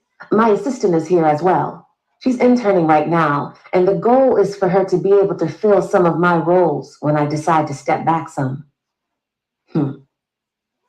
You are probably tired and want a shower. I know this is all a lot and happened so fast. I can also tell that you are overwhelmed as well. Call your cousin and everyone who has been looking for you. Jeffy handed me my phone and I slowly took it while sitting on the edge of the bed. We're supposed to get married and then live life together? For how long? Jeffy sat down beside me and put her hand on my shaking leg. Me and Skylar talk a lot. I know life hasn't been easy for you since you lost your mom, Stevie. Don't think about how long you'll be married. Look at it as a way to reset. Focus on you and the things that you love. Reinvent Stevie and find that spark again. Yeah, sure, you're sharing a home with a stranger, but I can assure you that you're safe with him. I released the tension in my shoulders and swiped away a tear. When she mentioned my mother, something inside of me broke. I don't know why hearing Jeffy mention my mother caused me to break down. I always find myself in some foolishness. None of this would have happened if my mother was here. Or this happened because your mother put this into play. I mean, without the stealing and killing. However you choose to look at this is up to you. She smiled, squeezing my knee and standing up. Thanks, Jeffy. Don't mention it. Call your cousin, please. Green is somewhere around here, probably in my office on the ground floor. The buttons on the wall near the night tables can connect you to the kitchen, housekeeping, valet, and takeout. Takeout? He rarely uses the button. Menace is particular when it comes to his food, so it's rare that he eats out. He has his chef prepare anything. Anyway, Lupita lives in the guest house through the trees. She spends the day in the house, so you can catch her in the kitchen or out back if you're hungry. Thanks, Jeffy. She smiled and then headed out the room as I sat there with my cell phone in my hand. The second I powered it on, I waited for a few seconds before all the messages and missed calls bombarded the screen. Skylar, Alex, and even Cora's name popped up on my screen. He called twice, which I assumed he stopped calling because he found out what his sick best friend was up to. I pressed Skylar's name and took a deep breath as the phone rang. Stevie Ray, you better be gone and calling me from the spirit world. 1 second. How can I help you? Yes, D.A. Fern is out for a family emergency. I can take a message and schedule something when she's back in the office. Sure. Berkeley? I thought I recognized your voice. You want an interview with her? Sure. Let me take a message and give it to her when she's back to work. Cool. You too. I could hear her hang the phone up, which meant she was at work. The fuck she want to interview Capri for? She muttered, probably forgetting I was on the phone. Skylar? Where in the world have you been? What happened to keeping communication when on vacation? I've been calling, worried sick about you. I even called Alex and got him worried. For good reason. I tried to look into your hotel and it said that you checked out. Priscilla was no use because she didn't answer her phone. Are you all right? Yes, I met someone. I prepared myself to lie to my cousin about what I was involved in. What she didn't know at this moment wouldn't kill her. What? You went ghost because you met someone? He's perfect, Skylar. Such a gentleman and sweet too. God, I think I'm in love. I continued to lay it on thick. If your cousin knows long enough, she knows you probably playing with her. But let her, I played along. Girl. We wanted to commit all our time to each other. She groaned into the phone. Who is this man, Stevie? You'll never believe me. Try me. I heard her slurping an iced coffee. How did I know it was an iced coffee? Because Skylar had at least 3 a day. We both would have so much coffee and forget to eat, then complain about a headache. We were just girls, okay? Menace. Skylar broke out in a fit of choking, so much so that I could hear someone in the background asking if she was all right. I'm all right, she choked out as she tried to get her coughing under order. Who? Menace Caselli. We met in the Bahamas, and I think I'm in love. I rolled my eyes while my tone remained excited. Cora's best friend, Stevie? You cannot be talking about Menace the nutcase. I held back my laugh. Not too much on my love. It felt so weird lying to her because I always told her everything. This time, I couldn't bring myself to tell her what I had gotten myself mixed into because I knew how she would act. Skylar was the kind of person that always wanted to fix everything, and this was my mess, and I had to fix it on my own. This was something that I had to do and prove to myself. Skylar couldn't get me out of my mess every time. She was a mother, and if she stopped being stubborn, she would have a family with Core. Where did that leave me? Marrying Menace was outlandish. However, what if it wasn't the worst thing? If anything, it would be cool to be friends and married. We were helping each other out and could still live our own lives. To the public, we were married and in love. Behind closed doors, we would do whatever we wanted with our own lives. Where are you?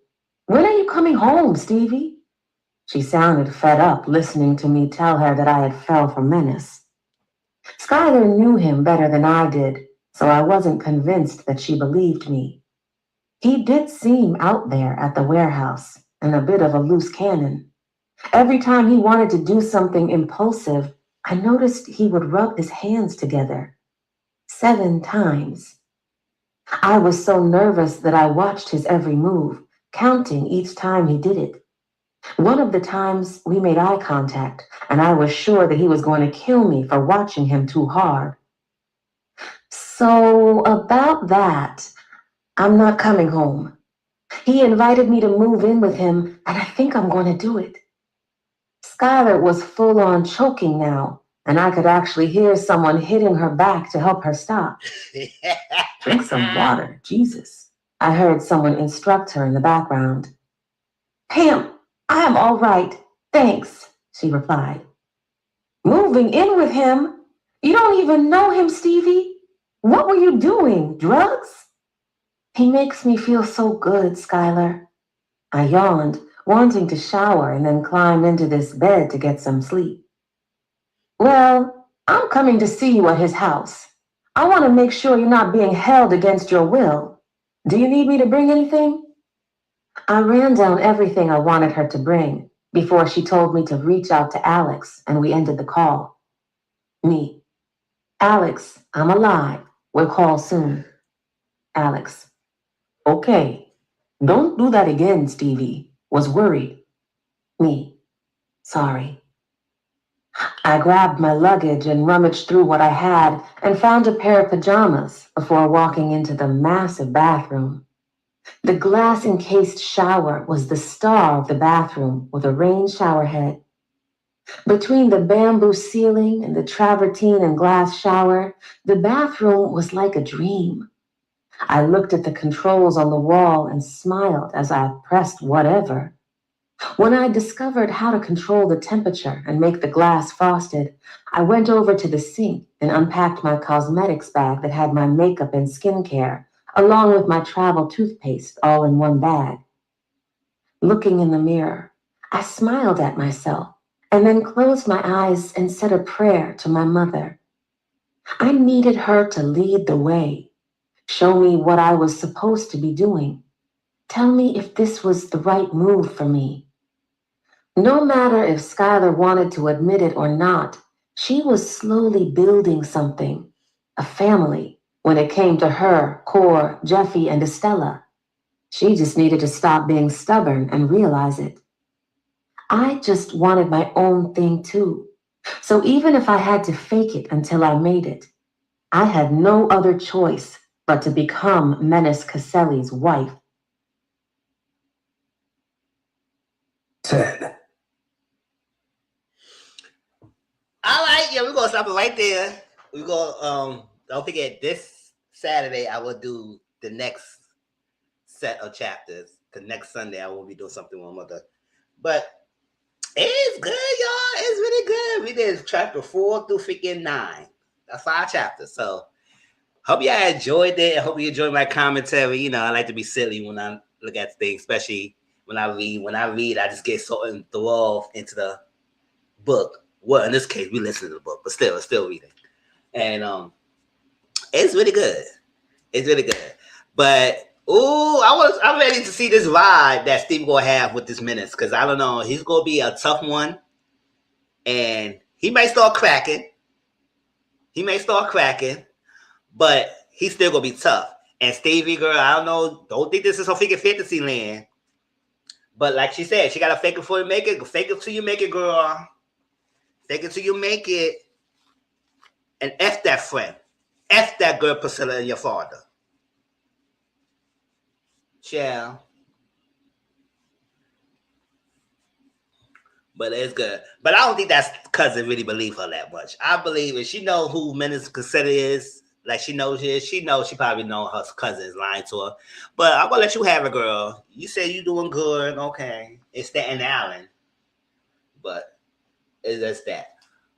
But this Saturday, we'll do starting from chapter 10. Don't forget, this Thursday, we're going to do Mizzle Talks, and we're going to talk about Married to Medicine, 4, 5, 6. Those 3 episodes.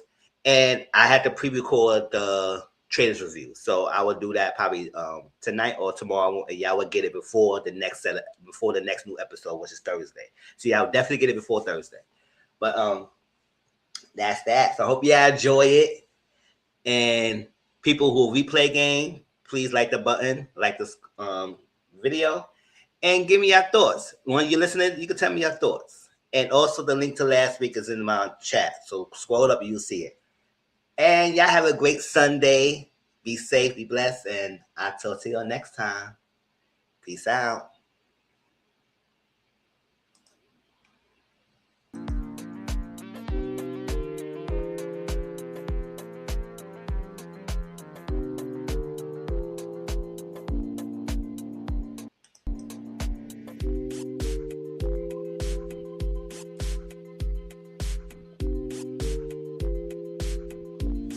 Yes, we will be watching Traders together on Thursday. Definitely. We will watch Traders together on Thursday. Why the music?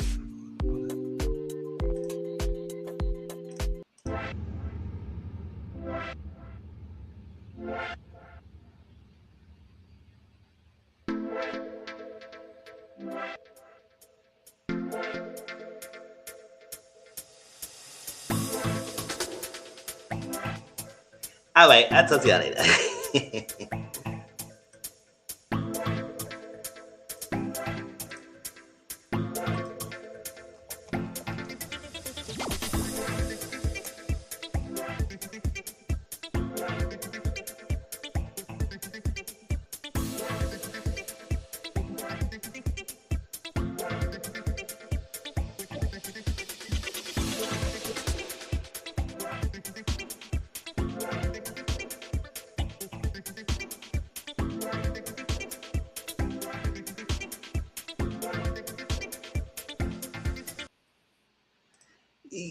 Yes, good night. Good night. Good night. I'll talk to y'all later.